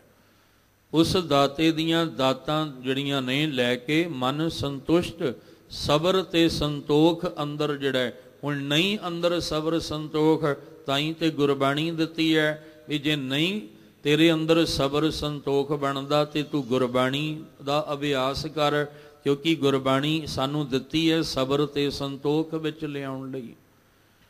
ਥਾਲ ਵਿੱਚ ਤਿੰਨ ਵਸਤੂ ਪਈਓ, ਸਤ ਸੰਤੋਖ ਵਿਚਾਰੋ। ਸਾਹਿਬ ਕਹਿੰਦੇ ਆ ਜਿਹੜਾ ਥਾਲ ਹੈ ਗੁਰੂ ਗ੍ਰੰਥ ਸਾਹਿਬ ਜੀ ਦੇ ਰੂਪ ਵਿੱਚ, ਇਹਦੇ 'ਚ ਜਿਹੜਾ ਬਾਣੀ ਰੂਪੀ ਭੋਜਨ ਹੈ, ਇਹਨੂੰ ਛਕ ਤੇਰਾ ਮਨ ਸੰਤੁਸ਼ਟ ਹੋਏਗਾ, ਤੇਰੇ ਮਨ ਵਿੱਚ ਸਬਰ ਆਏਗਾ, ਤੇ ਸਬਰ ਵਿੱਚ ਹੀ ਸ਼ੁਕਰਾਨਾ ਹੁੰਦਾ ਹੈ। ਤੇ ਜਿਹਦੇ ਅੰਦਰ ਸਬਰ ਨਹੀਂ ਹੈ, ਕਬੀਰ ਸਾਹਿਬ ਨੇ ਤੇ ਕਹਿ ਦਿੱਤਾ ਜੇ ਸਬਰ ਹੀ ਨਹੀਂ ਹੈ ਫਿਰ ਤੂੰ ਆਇਆ ਕਾਹਦੇ ਲਈ ਹੈ ਵਾਹਿਗੁਰੂ ਦੇ ਦਰ ਤੇ। ਜੇ ਤੇਰੇ ਅੰਦਰ ਸਬਰ ਹੀ ਨਹੀਂ ਹੈ, ਸੰਤੋਖ ਹੀ ਨਹੀਂ ਹੈ, ਫਿਰ ਤੂੰ ਆਇਆ ਕਾਹਦੇ ਲਈ ਹੈ, ਫਿਰ ਆਉਣ ਦਾ ਲਾਭ ਕੀ ਹੋਏਗਾ। ਸ਼ੇਖ ਸਬੂਰੀ ਬਾਹਰਾ ਕਿਆ ਹਜ ਕਾਬੈ ਜਾਏ, ਕਬੀਰ ਸਾਹਿਬ ਜੀ ਦੇ ਸਲੋਕ। ਸ਼ੇਖ ਆਵਾਜ਼ ਦੇ ਕੇ ਕਹਿੰਦੇ ਉਹ ਸ਼ੇਖ ਜੀ, ਸਬੂਰੀ ਬਾਹਰਾ, ਸਬੂਰੀ ਮਨੇ ਸਬਰ, ਸੰਤੋਖ। ਜੇ ਤੂੰ ਸਬਰ ਤੋਂ ਬਾਹਰ ਹੈ, ਭਾਵ ਤੇਰੇ ਅੰਦਰ ਸਬਰ ਨਹੀਂ ਹੈ, ਕਿਆ ਹਜ ਕਾਬੇ ਜਾਏ, ਫਿਰ ਤੂੰ ਕਾਬੇ ਕੀ ਲੈਣ ਜਾ ਰਿਹਾ। ਸਾਨੂੰ ਵੀ ਤੇ ਇਹੀ ਕਹਿਣਗੇ। ਇਹ ਨਹੀਂ ਕਿ ਕੇਵਲ ਇੱਕ ਦੀ ਗੱਲ ਗੁਰਬਾਣੀ ਨੇ ਕੀਤੀ, ਸਾਰਿਆਂ ਦੀ ਕੀਤੀ ਹੈ। ਜੇ ਸਾਨੂੰ ਗੁਰੂ ਗ੍ਰੰਥ ਸਾਹਿਬ ਤੇ ਭਰੋਸਾ ਹੀ ਨਹੀਂ ਹੈ ਤੇ ਫਿਰ ਆਏ ਕਾਹਦੇ ਲਈ ਆ। ਜੇ ਸਾਨੂੰ ਗੁਰੂ ਗ੍ਰੰਥ ਸਾਹਿਬ ਤੇ ਵਿਸ਼ਵਾਸ ਹੀ ਨਹੀਂ ਹੈ ਫਿਰ ਆਉਣ ਦਾ ਕੀ ਲਾਭ ਹੋਏਗਾ। ਕਿਸੇ ਬੰਦੇ ਕੋਲ ਜਾਓ, ਤੁਹਾਨੂੰ ਕੋਈ ਜ਼ਰੂਰਤ ਹੈ, ਲੋੜ ਹੈ, ਤੁਸੀਂ ਉਹਦੇ ਕੋਲ ਜਾਓ, ਪਰ ਉਹਨੂੰ ਇਹ ਕਹੋ ਵੀ ਤੇਰੇ ਤੇ ਭਰੋਸਾ ਕੋਈ ਨਹੀਂ ਮੈਨੂੰ, ਫਿਰ ਉਹਨੇ ਕੀ ਕਹਿਣਾ, ਉਹਨੇ ਕਹਿਣਾ ਜੇ ਭਰੋਸਾ ਹੀ ਨਹੀਂ ਫਿਰ ਆਇਆ ਕਾਹਦੇ ਲਈ ਹੈ। ਜੇ ਅਸੀਂ ਗੁਰੂ ਗ੍ਰੰਥ ਸਾਹਿਬ ਜੀ ਦੇ ਦਰ ਆਏ ਹਾਂ ਤੇ ਫਿਰ ਭਰੋਸਾ ਵੀ ਤੇ ਗੁਰੂ ਤੇ ਰੱਖੀਏ। ਜੇ ਭਰੋਸਾ ਰੱਖਾਂਗੇ ਉਹ ਕਮੀ ਵੀ ਕੋਈ ਨਹੀਂ ਰਹਿਣ ਦੇਗਾ। ਜੇ ਭਰੋਸਾ ਰੱਖ ਕੇ ਆਵਾਂਗੇ, ਤਉ ਮੈਂ ਆਇਆ, ਸ਼ਰਨੀ ਆਇਆ, ਕਿਰਪਾ ਆਇਆ, ਭਰੋਸੇ ਆਇਆ। ਤਉ ਮੈਂ ਆਇਆ, ਮੈਂ ਤਾਂ ਆਇਆ ਕਿ ਤੁਹਾਡੀ ਕਿਤੇ ਕਿਰਪਾ ਮੇਰੇ ਤੇ ਹੋ ਜਾਏ। ਬੜੇ ਭਰੋਸੇ ਨਾਲ ਆਇਆ ਮੈਂ, ਤੇਰੇ ਭਰੋਸੇ ਪਿਆਰੇ ਮੈਂ ਲਾਡ ਲਡਾਇਆ। ਇਹ ਤੇ ਤੇਰੇ ਭਰੋਸੇ ਲਾਡ ਲਡਾ ਰਿਹਾ ਨਾ। ਜੇ ਭਰੋਸਾ ਹੀ ਨਹੀਂ ਤੇ ਫਿਰ ਆਣਾ ਆਖਣਾ ਵੀ ਕਾਹਦਾ ਲਾਡ ਤੂੰ ਲਡਾਉਣਾ, ਭਰੋਸਾ ਤੇ ਹੈ ਹੀ ਨਹੀਂ। ਇਸ ਲਈ ਕਬੀਰ ਸਾਹਿਬ ਜੀ ਨੇ ਆਖਿਆ, ਕਹਿਣ ਲੱਗੇ ਸ਼ੇਖ ਸਬੂਰੀ ਬਾਹਰਾ, ਸਬਰ ਤੋਂ ਬਾਹਰ, ਭਾਵ ਜੇ ਤੇਰੇ ਅੰਦਰ ਸਬਰ ਹੀ ਨਹੀਂ ਹੈ ਤੇ ਫਿਰ ਤੂੰ ਇਸ ਕਾਬੇ ਵਿੱਚ ਹੱਜ ਕਰਨ ਲਈ ਕਾਹਦੇ ਵਾਸਤੇ ਆ ਰਿਹਾ। ਕਬੀਰ ਜਾਂ ਕਿ ਦਿਲ ਸਾਬਤ ਨਹੀਂ, ਜਿਹਦਾ ਅੰਦਰੋਂ ਦਿਲ ਸਾਫ਼ ਹੀ ਨਹੀਂ ਹੈ, ਤਾਂ ਕੋ ਕਹਾਂ ਖੁਦਾਏ, ਉਹਦੇ ਲਈ ਖੁਦਾ ਕਿਤੇ ਵੀ ਨਹੀਂ ਹੈ। ਜਿਹਦਾ ਅੰਦਰ ਦਿਲ ਸਾਫ਼ ਨਹੀਂ ਹੈ ਨਾ, ਜਿਹਦੇ ਦਿਲ ਵਿੱਚ ਬੇਈਮਾਨੀ ਹੈ, ਜਿਹਦੇ ਦਿਲ ਦੇ ਵਿੱਚ ਖੋਟ ਹੈ, ਕਹਿੰਦੇ ਨੇ ਉਹਦੇ ਲਈ ਖੁਦਾ ਕਿਤੇ ਵੀ ਨਹੀਂ ਹੈ। ਜਿਹਦੇ ਅੰਦਰ ਉਹਦੇ ਪ੍ਰਤੀ ਵਿਸ਼ਵਾਸ, ਭਰੋਸਾ, ਸਬਰ ਹੈ, ਉਹਦੇ ਲਈ ਹਰ ਥਾਂ ਤੇ ਖੁਦਾ ਹੈ, ਹਰ ਥਾਂ ਤੇ ਪਰਮਾਤਮਾ ਹੈ, ਰੱਬ ਹੈ। ਪਰ ਜਿਹਦੇ ਅੰਦਰ ਕਹਿੰਦੇ ਤ੍ਰਿਸ਼ਨਾ, ਉਹਦੇ ਲਈ ਤੇ ਕਿਤੇ ਵੀ ਰੱਬ ਨਹੀਂ। ਇਸ ਲਈ ਅਰਦਾਸ ਮਾਲਕ ਦੇ ਅੱਗੇ ਕਰੀਏ, ਕਿਉਂਕਿ ਉਹਦੇ ਅੱਗੇ ਸਾਡਾ ਜ਼ੋਰ ਨਹੀਂ ਚੱਲਣਾ। ਬਸ ਅਰਦਾਸ ਹੀ ਦੋਏ ਕਰ ਜੋੜ ਕਰੋ, ਅਰਦਾਸ ਤੁਧ ਭਾਵੈ ਤਾਂ ਆਣੇ ਰਾਸ। ਮੇਰਾ ਕੰਮ ਹੈ ਅਰਦਾਸ ਕਰਨਾ। ਮਾਲਕ ਜੀ ਉਹਨੂੰ ਸੁਣ ਕੇ ਕਿਵੇਂ ਬਖਸ਼ਿਸ਼ ਦੇਣੀ ਹੈ ਤੁਹਾਡਾ ਕੰਮ ਹੈ। ਸਾਡਾ ਕੰਮ ਹੈ ਭੋਜਨ ਖਾਣਾ, ਵਧੀਆ ਖਾਣਾ ਹੈ ਕਿ ਨਹੀਂ ਖਾਣਾ ਉਹ ਸਾਡੇ ਤੇ ਡਿਪੈਂਡ ਕਰਦਾ ਹੈ। ਕਿਉਂਕਿ ਜਿੱਦਾਂ ਦਾ ਖਾਵਾਂਗੇ ਪਚ ਕੇ ਰਸ ਵੀ ਉਦਾਂ ਦਾ ਹੀ ਬਣਨਾ ਹੈ। ਬੀਜ ਪਾਉਣਾ ਸਾਡਾ ਕੰਮ ਹੈ, ਪਰ ਫਲ ਲਾਉਣਾ ਉਹਦਾ ਕੰਮ ਹੈ। ਫਲ ਕਿਹੜਾ ਲਾਉਣਾ ਹੈ। ਇਸ ਲਈ ਇਹ ਦਾਤਾਂ ਮਾਲਕ ਦੀਆਂ ਨੇ। ਜੇ ਉਹ ਦੇਣਾ ਚਾਹਵੇ ਤੇ ਜਗਾ ਕੇ ਦੇ ਦਿੰਦਾ ਹੈ, ਸੁੱਤਿਆਂ ਨੂੰ ਉਠਾਲ ਕੇ ਦੇ ਦਿੰਦਾ ਹੈ, ਤੇ ਜੇ ਉਹ ਨਾ ਦੇਵੇ ਤੇ ਜਾਗਦਿਆਂ ਨੂੰ ਵੀ ਨਹੀਂ ਦਿੰਦਾ। ਇਹ ਉਸ ਮਾਲਕ ਦੀ ਖੇਡ ਹੈ ਜੀ। ਮਹੱਲਾ ਪਹਿਲਾ। ਸਿਦਕ ਸਬੂਰੀ ਸਾਧਕਾ, ਸਬਰ ਤੋਸਾ ਮਲਾਇਕਾ। ਦੀਦਾਰ ਪੂਰੇ ਪਾਏ ਸਾ, ਥਾਓ ਨਾਹੀ ਖਾਏ ਕਾ। ਜਿਹੜੇ ਸਿਦਕਵਾਨ ਹੁੰਦੇ ਨੇ ਨਾ, ਉਹਨਾਂ ਦੇ ਪੱਲੇ ਸਬਰ ਹੁੰਦਾ ਹੈ, ਉਹਨਾਂ ਦੇ ਕੋਲ ਸੰਤੋਖ ਹੁੰਦਾ ਹੈ, ਉਹਨਾਂ ਦੇ ਕੋਲ ਸ਼ੁਕਰਾਨਾ ਹੁੰਦਾ ਹੈ। ਜਿਹੜੇ ਕਹਿਣ ਲੱਗੇ ਸਿਦਕਵਾਨ ਹੁੰਦੇ ਨੇ, ਤੇ ਜਿਹੜੇ ਸਬਰ ਵਾਲੇ ਹੁੰਦੇ ਆ, ਸਬਰ ਦਾ ਅਰਥ ਹੁੰਦਾ ਸਹਿਨਸ਼ੀਲਤਾ ਵਾਲੇ, ਵੀ ਇੰਨਾ ਵੱਡਾ ਸਬਰ ਹੈ ਉਹਨਾਂ ਦੇ ਕੋਲ। ਉਹਨਾਂ ਕੋਲ ਫਿਰ ਮਾਲਕ ਦੀਆਂ ਬਖਸ਼ਿਸ਼ਾਂ ਦਾ ਤੋਸਾ ਹੁੰਦਾ ਹੈ। ਤੋਸਾ ਮੈਨੇ ਖਜ਼ਾਨਾ ਹੁੰਦਾ ਹੈ ਉਹਨਾਂ ਕੋਲ। ਜਿਹੜੇ ਸਿਦਕ ਵਾਲੇ ਹੁੰਦੇ ਨੇ ਉਹਨਾਂ ਦੇ ਕੋਲ ਸਬਰ ਹੁੰਦਾ ਹੈ, ਤੇ ਜਿਹੜੇ ਸਬਰ ਵਾਲੇ ਹੁੰਦੇ ਨੇ ਉਹਨਾਂ ਕੋਲ ਮਾਲਕ ਦੀਆਂ ਬਖਸ਼ਿਸ਼ਾਂ ਦਾ ਖਜ਼ਾਨਾ ਹੁੰਦਾ ਹੈ। ਹੁਣ ਜਿਨ੍ਹਾਂ ਦੇ ਅੰਦਰ ਸਿਦਕ ਹੀ ਨਹੀਂ ਹੈ, ਜਿਹੜੇ ਸਿਦਕਵਾਨ ਨਹੀਂ ਹੈ, ਉਹਨਾਂ ਅੰਦਰ ਸਬਰ ਨਹੀਂ ਹੈ, ਤੇ ਜਿਨ੍ਹਾਂ ਅੰਦਰ ਸਬਰ ਨਹੀਂ ਹੈ ਉਹਨਾਂ ਕੋਲ ਮਾਲਕ ਦਾ ਖਜ਼ਾਨਾ ਵੀ ਨਹੀਂ ਹੈ। ਜਿਨ੍ਹਾਂ ਨੇ ਸਬਰ ਦਾ ਅਰਥ ਸਹਿਨਸ਼ੀਲਤਾ ਵੀ ਹੁੰਦਾ ਹੈ। ਸਾਡੇ ਅੰਦਰ ਸਹਿਨ ਕਰਨ ਵਾਲੀ ਤਾਕਤ ਵੀ ਹੋਣੀ ਚਾਹੀਦੀ ਹੈ, ਜੋ ਦਿਨੋਂ ਦਿਨ ਘਟ ਰਹੀ ਹੈ। ਸਹਿਨਸ਼ੀਲਤਾ ਕਿੱਥੇ ਹੈ ਸਾਡੇ 'ਚ? ਅਸੀਂ ਤੇ ਆਪਣੇ ਮਾਪਿਆਂ ਦੀ ਗੱਲ ਨਹੀਂ ਸਹਿਨ ਕਰ ਪਾ ਰਹੇ, ਤੇ ਬਾਹਰ ਦਿਆਂ ਦੀ ਕਿੱਥੋਂ ਕਰ ਲਾਂਗੇ? ਅੱਜ ਸਹਿਨਸ਼ੀਲਤਾ ਇੰਨੀ ਘਟ ਚੁੱਕੀ ਹੈ ਸਾਡੇ ਵਿੱਚ ਕਿ ਛੋਟੇ ਜਿਹੇ ਬੱਚੇ ਨੂੰ ਹੀ ਦੇਖ ਲਓ ਤੁਸੀਂ, ਉਹ ਵੀ ਮਾਂ-ਬਾਪ ਦੀ ਗੱਲ ਨੂੰ ਬਰਦਾਸ਼ਤ ਨਹੀਂ ਕਰਦਾ, ਤੇ ਬਾਹਰ ਦੀ ਗੱਲ ਕਿੱਥੋਂ ਬਰਦਾਸ਼ਤ ਕਰ ਲੇਗਾ? ਕਿਉਂਕਿ ਸਾਡਾ ਰਹਿਣ ਸਹਿਣ ਖਾਣ ਪੀਣ ਹੀ ਇਦਾਂ ਦਾ ਹੋ ਚੁੱਕਾ ਹੈ। ਬੜਾ ਪ੍ਰਭਾਵ ਪੈਂਦਾ ਇਹਦੇ ਨਾਲ ਵੀ, ਸਾਡੇ ਰਹਿਣ ਸਹਿਣ ਔਰ ਖਾਣ ਪੀਣ ਦਾ ਵੀ ਬੜਾ ਪ੍ਰਭਾਵ ਸਾਡਾ ਪੈਂਦਾ ਹੈ। ਹੁਣ ਮਾਂ ਨੇ ਜੋ ਹੱਥਾਂ ਨਾਲ ਬਣਾਇਆ ਸੀ, ਉਹਦੇ ਵਿੱਚ ਮਮਤਾ ਸੀ, ਉਹਦੇ 'ਚ ਪਿਆਰ ਘੁਲਿਆ। ਕੱਲਾ ਉਹ ਇਹ ਨਹੀਂ ਸੀ ਵੀ ਮਾਂ ਨੇ ਦਾਲ ਫੁਲਕਾ ਬਣਾਇਆ, ਉਹਦੇ ਵਿੱਚ ਮਾਂ ਦਾ ਪਿਆਰ ਵੀ ਸੀ। ਉਸ ਮਾਂ ਦੇ ਪਿਆਰ ਨੂੰ ਜਦੋਂ ਦਾਲ ਫੁਲਕੇ ਨੂੰ ਖਾਣਾ ਸੀ ਤੇ ਮਾਂ ਦੀ ਮਮਤਾ ਵੀ ਅੰਦਰ ਜਾਣੀ ਸੀ। ਪਰ ਹੁਣ ਉਹ ਘਰ ਜਿੰਨਾ ਮਰਜ਼ੀ ਵਧੀਆ ਬਣਾ ਕੇ ਰੱਖੇ, ਸਾਨੂੰ ਸਵਾਦ ਹੀ ਨਹੀਂ ਲੱਗਦਾ, ਸਾਨੂੰ ਚੰਗਾ ਹੀ ਨਹੀਂ ਲੱਗਦਾ। ਭਾਵੇਂ ਬਾਹਰ 100 ਗੁਣਾ ਵੱਧ ਮਾਂ ਨੇ ਸਫਾਈ ਨਾਲ ਘਰ ਬਣਾਇਆ ਹੋਵੇ, ਸਾਫ ਸੁਥਰਾ ਭੋਜਨ, ਨਹੀਂ ਚੰਗਾ ਲੱਗਦਾ, ਭੁੱਖ ਹੀ ਨਹੀਂ ਲੱਗਦੀ। ਤੇ ਜੇ ਕਦੇ ਵੀ ਬਾਹਰੋਂ ਮੰਗਾਦੇ ਆ ਫਿਰ ਭੁੱਖ ਲੱਗ ਜਾਂਦੀ ਹੈ। ਫਿਰ ਭਾਵੇਂ ਤੁਸੀਂ ਸਾਰੇ ਦਿਨ ਖਵਾਈ ਜਾਓ, ਇਹ ਥੱਕਦਾ ਹੀ ਕੋਈ ਨਹੀਂ ਹੈ। ਉਹਦੇ ਵਿੱਚ ਭਾਵੇਂ ਪਤਾ ਨਹੀਂ ਕੀ ਕੁਛ ਮਿਲਿਆ ਹੋਵੇ, ਕੀ ਕੁਛ ਉਹਨੇ ਮਿਲਾਇਆ ਹੋਵੇ, ਪਤਾ ਨਹੀਂ ਕੀ ਉਹਦੇ ਵਿੱਚ, ਕਿੰਨਾ ਕੁਛ ਉਹਦੇ ਵਿੱਚ ਡਿੱਗਿਆ ਹੋਵੇ। ਕੋਈ ਜੀਵ ਜੰਤੂ ਜਿੰਨੇ ਮਰਜ਼ੀ ਉਹਦੇ 'ਚ ਘੁਲੇ ਮਿਲੇ ਹੋਣ, ਉਹ ਸਵਾਦ ਲੱਗਦੇ ਆ, ਪਰ ਮਾਂ ਦੇ ਹੱਥਾਂ ਦਾ ਭੋਜਨ ਨਹੀਂ ਚੰਗਾ ਲੱਗਦਾ। ਫਿਰ ਸਹਿਨਸ਼ੀਲਤਾ ਅੰਦਰ ਕਿਵੇਂ ਬਣਨੀ ਸੀ? ਆ ਬਾਹਰ ਦੀਆਂ ਗੱਲਾਂ ਚੰਗੀਆਂ ਲੱਗਦੀਆਂ ਨੇ, ਬੇਫਜ਼ੂਲ ਗੱਲਾਂ ਚੰਗੀਆਂ ਲੱਗਦੀਆਂ ਨੇ, ਪਰ ਦਾਤੇ ਦੇ ਬੋਲ ਚੰਗੇ ਨਹੀਂ ਲੱਗਦੇ। ਸਹਿਨਸ਼ੀਲਤਾ ਕਿੱਥੋਂ ਆਉਣੀ ਸੀ? ਸਾਡੇ ਕੋਲੋਂ ਨਿੰਦਾ ਚੁਗਲੀ ਬੁਰਿਆਈ ਜਿੰਨੀ ਮਰਜ਼ੀ ਕਰਵਾ ਲਓ, ਅਸੀਂ ਨਹੀਂ ਥੱਕਦੇ ਹਾਂ। ਜਦੋਂ ਉਹਦੇ ਗੁਣ ਗਾਉਣੇ ਹੋਣ ਤੇ ਥੱਕ ਜਾਂਦੇ ਹਾਂ। ਸਹਿਨਸ਼ੀਲਤਾ ਕਿੱਥੋਂ ਆਉਣੀ ਸੀ?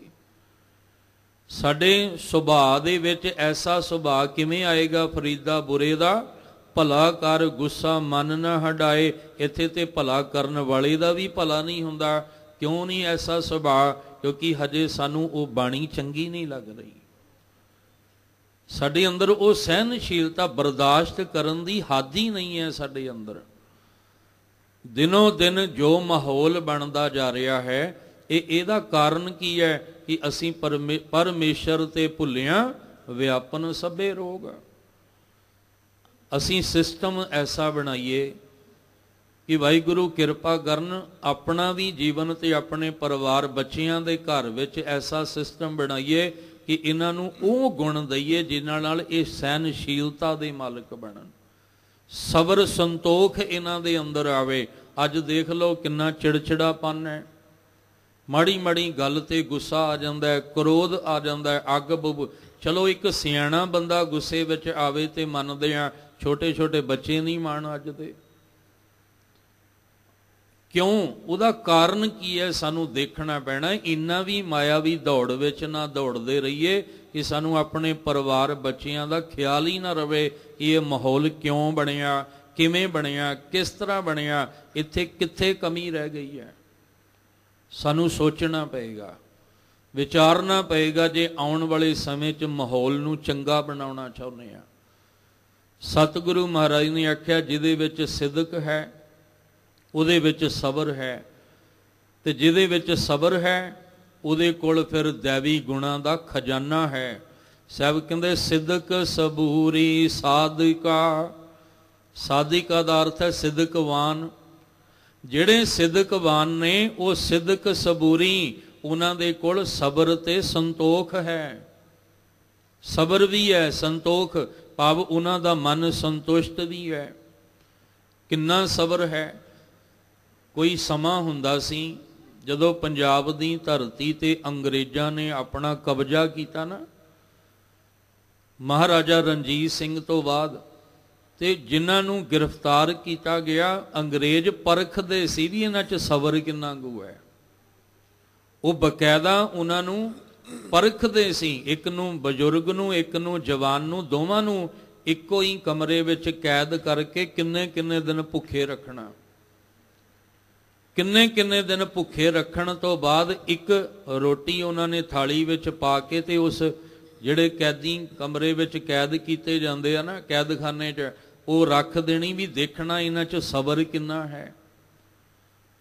ਤੇ ਆਪ ਉਹਨਾਂ ਅੰਗਰੇਜ਼ ਜਿਹੜੇ ਸੀ ਉਹਨਾਂ ਨੇ ਲੁੱਕ ਜਾਣਾ, ਲੁੱਕ ਕੇ ਵੇਖਣਾ ਵੀ ਇਹ ਇੱਕ ਰੋਟੀ ਪਿੱਛੇ ਲੜਦੇ ਆ, ਕਿਉਂਕਿ ਇੰਨੇ ਦਿਨਾਂ ਤੋਂ ਦੋਵੇਂ ਹੀ ਭੁੱਖੇ ਨੇ, ਨੌਜਵਾਨ ਵੀ ਤੇ ਬਜ਼ੁਰਗ ਵੀ ਦੋਵੇਂ ਹੀ ਭੁੱਖੇ ਨੇ, ਇੱਕ ਰੋਟੀ ਪਿੱਛੇ ਲੜਦੇ ਆ ਕਿ ਨਹੀਂ ਲੜਦੇ। ਫਿਰ ਉਹ ਲੁੱਕ ਕੇ ਦੇਖਦੇ ਸੀ, ਤੇ ਜਦੋਂ ਦੇਖਦੇ ਸੀ ਤੇ ਹੈਰਾਨ ਹੋ ਜਾਂਦੇ ਸੀ।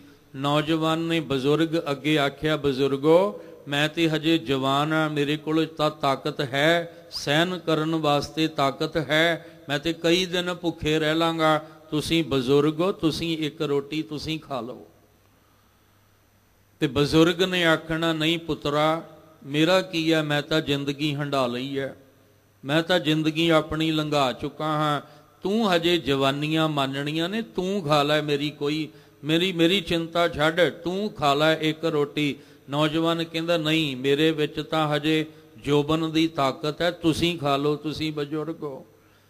ਬਸ ਖਾਂਦਾ ਕੋਈ ਨਹੀਂ ਪਿਆ, ਸਬਰ ਦੇਖੋ ਦੋਵਾਂ ਵਿੱਚ, ਖਾ ਕੋਈ ਵੀ ਨਹੀਂ ਰਿਹਾ। ਉਹ ਕਹਿੰਦਾ ਤੁਸੀਂ ਖਾ ਲਓ, ਉਹ ਕਹਿੰਦਾ ਤੁਸੀਂ ਖਾ ਲਓ। ਅੰਗਰੇਜ਼ਾਂ ਦਾ ਸਿਰ ਝੁਕ ਗਿਆ ਕਿ ਕੈਸਾ ਇਹਨਾਂ ਵਿੱਚ ਸਹਿਨਸ਼ੀਲਤਾ ਹੈ, ਕਿੰਨਾ ਇਹਨਾਂ ਵਿੱਚ ਸਬਰ ਹੈ। ਇੰਨੇ ਦਿਨ ਭੁੱਖਣ ਭਾਣੇ ਰਹਿਣ ਤੋਂ ਬਾਅਦ ਵੀ ਫਿਰ ਵੀ ਲੜ ਨਹੀਂ ਰਹੇ ਆਪਸ ਵਿੱਚ, ਫਿਰ ਵੀ ਇੱਕ ਦੂਜੇ ਨਾਲ ਉਲਝ ਨਹੀਂ ਰਹੇ। ਇੰਨਾ ਸਬਰ, ਇੰਨੀ ਸਹਿਨਸ਼ੀਲਤਾ ਹੈ। ਕਿਉਂ ਹੈ? ਕਿਉਂਕਿ ਉਹਨਾਂ ਦੇ ਅੰਦਰ ਗੁਰਬਾਣੀ ਦਾ ਰਸ ਹੈ, ਕਿਉਂਕਿ ਅੰਦਰ ਸਬਰ ਬਣਾ ਦਿੱਤਾ। ਜੇ ਕੋ ਖਾਵੈ ਜੇ ਕੋ ਪੁੰਚੈ ਤਿਸ ਕਾ ਹੋਏ ਉਧਾਰੋ ਵਾਲੀ ਖੇਡ ਹੈ ਉਹਨਾਂ ਦੇ ਅੰਦਰ।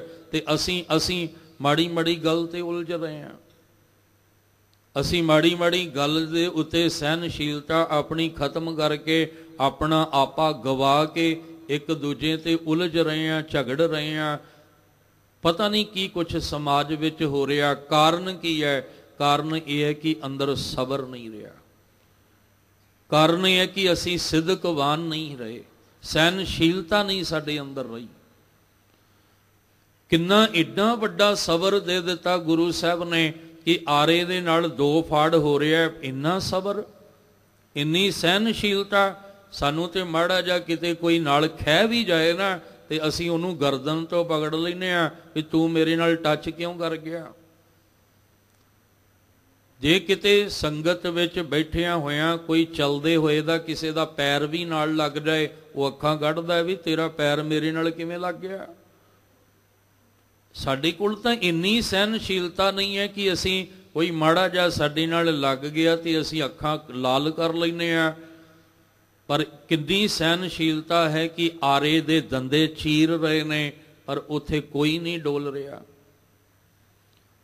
ਮਾਵਾਂ ਦੇ ਬੱਚਿਆਂ ਦੇ ਟੁਕੜੇ ਕਰਕੇ ਝੋਲੀ ਵਿੱਚ ਪਾ ਦਿੱਤੇ, ਕਿੰਨੀ ਸਹਿਨਸ਼ੀਲਤਾ ਹੈ। ਅਸੀਂ ਉਹਨਾਂ ਬਜ਼ੁਰਗਾਂ ਦੀ ਦੇਣ ਕਰਕੇ ਅੱਜ ਇਹ ਖੁਸ਼ੀਆਂ ਮਾਣਦੇ ਪਏ ਹਾਂ ਜਿਨ੍ਹਾਂ ਨੇ ਇੰਨੀ ਸਹਿਨਸ਼ੀਲਤਾ ਰੱਖ ਕੇ ਏਡੀਆਂ ਵੱਡੀਆਂ ਸਿਦਕਵਾਨਾਂ ਨੇ ਸਿਦਕ ਨਹੀਂ ਹਾਰਿਆ। ਇੰਨਾ ਵੱਡਾ ਸਿਦਕ, ਇੰਨਾ ਵੱਡਾ ਭਰੋਸਾ, ਇੰਨੀ ਸਹਿਨਸ਼ੀਲਤਾ ਸੀ ਉਹਨਾਂ ਅੰਦਰ ਕਿ ਇੰਨਾ ਕੁਝ ਹੋਣ ਦੇ ਬਾਵਜੂਦ ਵੀ ਗੁਰੂ ਦਾ ਦਰ ਸਿੱਖੀ ਨਹੀਂ ਛੱਡੀ। ਤੇ ਸਾਡੇ 'ਚ ਕਿੰਨਾ ਕੁ ਸਿਦਕ ਹੈ, ਸਾਡੇ 'ਚ ਤਾਂ ਕਿੰਨਾ ਕੁ ਸਿਦਕ ਹੈ। ਮਾੜੀ ਜੀ ਗੱਲ ਹੋਵੇ ਤੇ ਬੰਦਾ ਕਹਿੰਦਾ ਗੁਰੂ ਦਾ ਦਰ ਹੀ ਛੱਡਿਆ, ਸਿੱਖੀ ਛੱਡੀ। ਅਸੀਂ ਤੇ ਸਿੱਖੀ ਗੁਰੂ ਦੀ ਛੱਡਣ ਨੂੰ ਤਿਆਰ ਹੋ ਜਾਂਦੇ ਹਾਂ, ਪਰ ਇਹ ਨਹੀਂ ਪਤਾ ਕਿ ਇਹ ਸਿੱਖੀ ਦੀ ਦਾਤ ਕਿੰਨਾ ਦੀ ਕੁਰਬਾਨੀ ਕਰਕੇ ਮਿਲੀ ਹੈ। ਉਹਨਾਂ ਸਿਦਕਵਾਨਾਂ ਨੂੰ ਤੇ ਚੇਤੇ ਕਰਨ ਨੂੰ ਤਿਆਰ ਹਾਂ, ਪਰ ਸਿਦਕਵਾਨ ਬਣਨ ਨੂੰ ਤਿਆਰ ਨਹੀਂ ਹੈ। ਸਬਰ ਤੇ ਸੰਤੋਖ ਵਾਲਿਆਂ ਦੀਆਂ ਗੱਲਾਂ ਕਰਨ ਨੂੰ ਤੇ ਤਿਆਰ ਹਾਂ, ਪਰ ਸਬਰ ਤੇ ਸੰਤੋਖ ਵਾਲਾ ਜੀਵਨ ਬਣਾਉਣ ਨੂੰ ਤਿਆਰ ਨਹੀਂ ਹੈ। ਅਸੀਂ ਸ਼ਹੀਦਾਂ ਨੂੰ ਚੇਤੇ ਕਰਨ ਨੂੰ ਤਾਂ ਤਿਆਰ ਹਾਂ, पर असी उन्हां दे राह ते तुरन नूं तैयार नहीं हाँ। असी कबीर साहब तुहाडे सलोक तां पढ़न नूं तैयार हाँ, पर दसे हुए सलोकां मुताबक चलण नूं तैयार नहीं हाँ। ते गल किवें बनेगी? गुरु तेग बहादुर साहब जी जे सानू पाठी सिंह तुहाडे सलोक ना सुणावे, असी उहदे ते गुस्सा करन नूं तां तैयार हाँ कि तू सानू सलोक क्यों नहीं पढ़ के सुनाया, पर उन्हां सलोकां ते चलण नूं तैयार नहीं हाँ। बड़ियां ने गल्लां, समां लंघदा जा रहा है, गल्लां बहुत ने। असी गुरु ग्रंथ साहब जी घर लिया के अखंड पढ़ साहब कराउण नूं तां तैयार हाँ, पर कोल बैठ के सुनण नूं तैयार नहीं हाँ। सुनण नूं तैयार नहीं हाँ। असी वड्डे वड्डे समागम जिहड़े आ इह करन वास्ते ते तैयार हाँ, पर बैठ के असी बाणी सुनण नूं तैयार नहीं हाँ। फिर ये सबर कित्थों आएगा? फिर ये सिदक सबूरी साधका वाली खेड किवें बनेगी? फिर सबर तोसा मलायका ये किवें दैवी गुण अंदर आउणगे? निरीआं गल्लां नाल नहीं आउणे। ये मैं नहीं कह रहा, गुरु नानक साहब कह रहे हैं। हुण ध्यान ला के सुनियो। महाराज कहंदे गल्लां नाल नहीं ये गल बनदी, कमाई करनी पैनी है। उस राह उत्ते तुरना पएगा तां सिदक वाना वांगू सिदक बनाउणा पैना है। जिहड़े सहनशीलता दे मालक सी उन्हां वल वेख के अंदर सहन वाली ताकत बनाउणी पैनी है। निरीआं गल्लां नाल नहीं गल बननी। हुण पूरी पंक्ति सुनियो।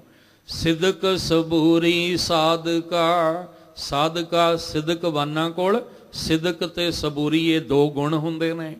फिर सबर तोसा मलायका, मलायका कहंदे दैवी गुण वाले, जिन्हां विच दैवी। ये ध्यान रखियो अरबी जिहड़ी भाषा है ना उहदे विचों वरते हुए लफ्ज़ ने। कहन लगे जेड़े जिन्हां कोल सबर है, तोसा, तोसा तुसी समझदे हो, हर का नाम उहां संग तोसा, तोसा मैंने खजाना राह खर्च। उन्हां कोल ही रब्बी बाणी दा खजाना हुंदा है जिन्हां दे कोल सबर, सिदक, संतोख, शुकराने वाला गुण होवे। मलाइका दा अर्थ है दैवी गुणा वालियां दे कोल। हुण अगे महाराज कहंदे दीदार पूरे पाए सा। दीदार पूरे दा कौन पाएगा? पूरे दा दीदार कौन करेगा? सबर सिदक सबूरी साधका। जिस सिदकवान दे कोल सबर है, संतोख है, उन्हें पूरे दा दीदार पाउणा है, उन्हें पूरे दा दर्शन करना है, उन्होंने पूरे दा दीदार होवेगा। इसलिए कहंदे दीदार पूरे पाए सा थाओ नाही खाएका। खाएका दा अर्थ, खाएका दा अर्थ है निरीआं गल्लां नाल गल नहीं बननी। हुण इत्थे खाएका दा अर्थ निरीआं गल्लां नाल गल नहीं बननी। क्यों है? क्योंकि ये फारसी दा शब्द है, ये फारसी भाषा विचों लिया गया है। तो जदों तुसी फारसी भाषा विच खाएका कहोगे उहदा अर्थ होएगा भी गल्लां नाल गल नहीं बननी, ये गप्पां नाल नहीं गल बननी। जपजी साहब जी की बाणी आपां पढ़दे हां ते महाराज ने आख्या सुन गल्लां आकाश की कीटा आई रेसा, नानक नजरी पाई है कूड़ी कूड़ै ठीस। हुण ठीस दा अर्थ की है? गप। कहंदे निरीआं झूठियां गल्लां करके गप्पां नाल गल नहीं बननी। जिहड़े सिदकवान ने उन्हां वांगू जीवन बनाउणा पैणा है। जिहड़े सबर संतोख रखण वाले ने उन्हां वांगू जीवन बनाउणा पैणा है। निरीआं गल्लां नाल गल नहीं बननी। इसलिए सतगुरु महाराज ने आख्या दीदार पूरे पाए सा। ਉਹ पूरे ਦਾ दीदार पाउंदा है जिहदे अंदर सबर होवे, संतोख होवे, दैवी गुण होण ते जिहदे पल्ले ये नहीं थाओ ना ही खाएगा। उस गप्पा मारन वाले नूं किते भी थां नहीं, जां वो किसे भी थाएं उहदा दीदार नहीं कर सकदा। थाओ ना ही खाएगा, उहनूं किसे भी थां ते उस उहदे दीदार नहीं हो सकदे। वो भावें पूरब नूं मूँह कर ले, भावें पच्छम नूं कर ले, भावें उत्तर दखण नूं मूँह कर लवे, वो भावें आसमान नूं भावें धरती वल मूँह कर लवे, उहनूं किते भी उहदे दीदार नहीं हो सकदे जिहड़ा निरीआं गल्लां ही करन वाला है। गल्लां गल्लां दे विच ही आसमान तो तारे तोड़ के लियाण वाला है। गल्ली जोग ना होई, गल्लां नाल जोग नहीं बनना। गल्लां गल्लां विच नितनेम हो जाएगा। ਗੱਲਾਂ ਗੱਲਾਂ ਦੇ ਵਿੱਚ ਆਪਾਂ ਗੁਰਦੁਆਰੇ ਵੀ ਜਾਏ, ਗੱਲਾਂ 'ਚ ਸੰਗਤ ਵੀ ਹੋ ਗਈ, ਗੱਲਾਂ ਗੱਲਾਂ 'ਚ ਸੇਵਾ ਵੀ ਹੋ ਗਈ, ਸਿਮਰਨ ਵੀ ਹੋ ਗਿਆ, ਤੇ ਮਹਾਰਾਜ ਕਹਿੰਦੇ ਫਿਰ ਗੱਲਾਂ ਗੱਲਾਂ 'ਚ ਫਲ ਵੀ ਲੈ ਲਈ। ਜੇ ਤੂੰ ਸਾਰੀਆਂ ਗੱਲਾਂ 'ਚ ਹੀ ਨਿਬੇੜਨਾ ਚਾਹੁੰਦਾ ਤੇ ਫਿਰ ਫਲ ਵੀ ਗੱਲਾਂ ਗੱਲਾਂ 'ਚ ਹੀ ਮਿਲਣਾ, ਫਿਰ ਫਲ ਕਿਵੇਂ ਮਿਲੇਗਾ? ਇਸ ਲਈ ਸਤਿਗੁਰੂ ਮਹਾਰਾਜ, ਜੇ ਆਪਾਂ ਆਪਣੇ ਖਿਆਲਾਂ, ਹੁਣ ਕਿਸਾਨ ਬੈਠਾ ਘਰ ਦੇ ਵਿੱਚ, ਘਰ ਬੈਠਾ ਹੀ ਕਵੇ ਜੀ ਮੈਂ ਹਲ ਵਾਹ ਲਿਆ, ਮੈਂ ਪਾਣੀ ਸਿੰਚ ਦਿੱਤਾ, ਮੈਂ ਬੀਜ ਪਾ ਦਿੱਤਾ, ਮੈਂ ਖਾਦ ਪਾ ਦਿੱਤੀ ਹੈ, ਤੇ ਕੀ ਉਹਨੂੰ ਫਲ ਮਿਲ ਜਾਏਗਾ? ਫਸਲ ਮਿਲ ਜਾਏਗੀ?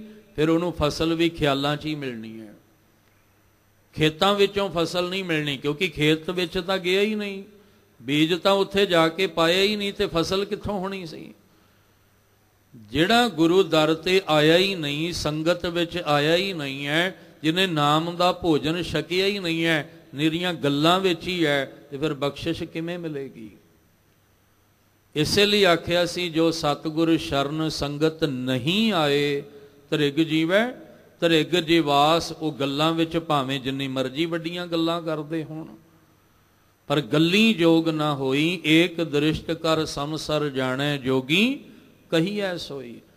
ਇੱਥੇ ਗੁਰੂ ਨਾਨਕ ਸਾਹਿਬ ਜੀ ਨੇ ਆਖਿਆ, ਕਹਿੰਦੇ ਨੇ ਸਿਦਕ, ਜਿਨ੍ਹਾਂ ਦੇ ਜਿਹੜੇ ਸਿਦਕਵਾਨ ਹੁੰਦੇ ਆ ਉਹਨਾਂ ਦੇ ਕੋਲ ਹੁੰਦਾ ਹੈ ਸਬਰ, ਉਹਨਾਂ ਕੋਲ ਹੁੰਦਾ ਹੈ ਸਿਦਕ, ਉਹਨਾਂ ਕੋਲ ਸਹਿਨਸ਼ੀਲਤਾ ਹੁੰਦੀ ਹੈ, ਤੇ ਜਿਨ੍ਹਾਂ ਕੋਲ ਸਹਿਨਸ਼ੀਲਤਾ ਹੁੰਦੀ ਹੈ ਉਹਨਾਂ ਦੈਵੀ ਗੁਣਾਂ ਵਾਲਿਆਂ ਦੇ ਕੋਲ ਵਾਹਿਗੁਰੂ ਜੀ ਦੇ ਨਾਮ ਦਾ ਖਜ਼ਾਨਾ ਹੁੰਦਾ ਹੈ, ਤੇ ਉਹੀ ਪੂਰੇ ਦੇ ਦੀਦਾਰ ਪਾਉਂਦੇ ਨੇ। ਤੇ ਜਿਹੜੇ ਗੱਲਾਂ ਵਾਲੇ ਨੇ ਉਹਨਾਂ ਨੂੰ ਕਿਤੇ ਥਾਂ ਤੇ ਉਸ ਮਾਲਕ ਦੇ ਦੀਦਾਰ ਨਹੀਂ ਹੋ ਸਕਦੇ। ਥਾਉ ਨਹੀਂ ਖਾਏ ਕਾ, ਉਸ ਝੂਠੇ ਬੰਦੇ ਨੂੰ ਕਿਸੇ ਵੀ ਥਾਂ ਤੇ ਉਸ ਮਾਲਕ ਦੇ ਦੀਦਾਰ ਨਹੀਂ ਹੋ ਸਕਦੇ। ਪੌੜੀ ਸਭ ਆਪੇ ਤੁਧ ਉਪਾਏ ਕੈ, ਆਪ ਕਰ ਲਾਈ।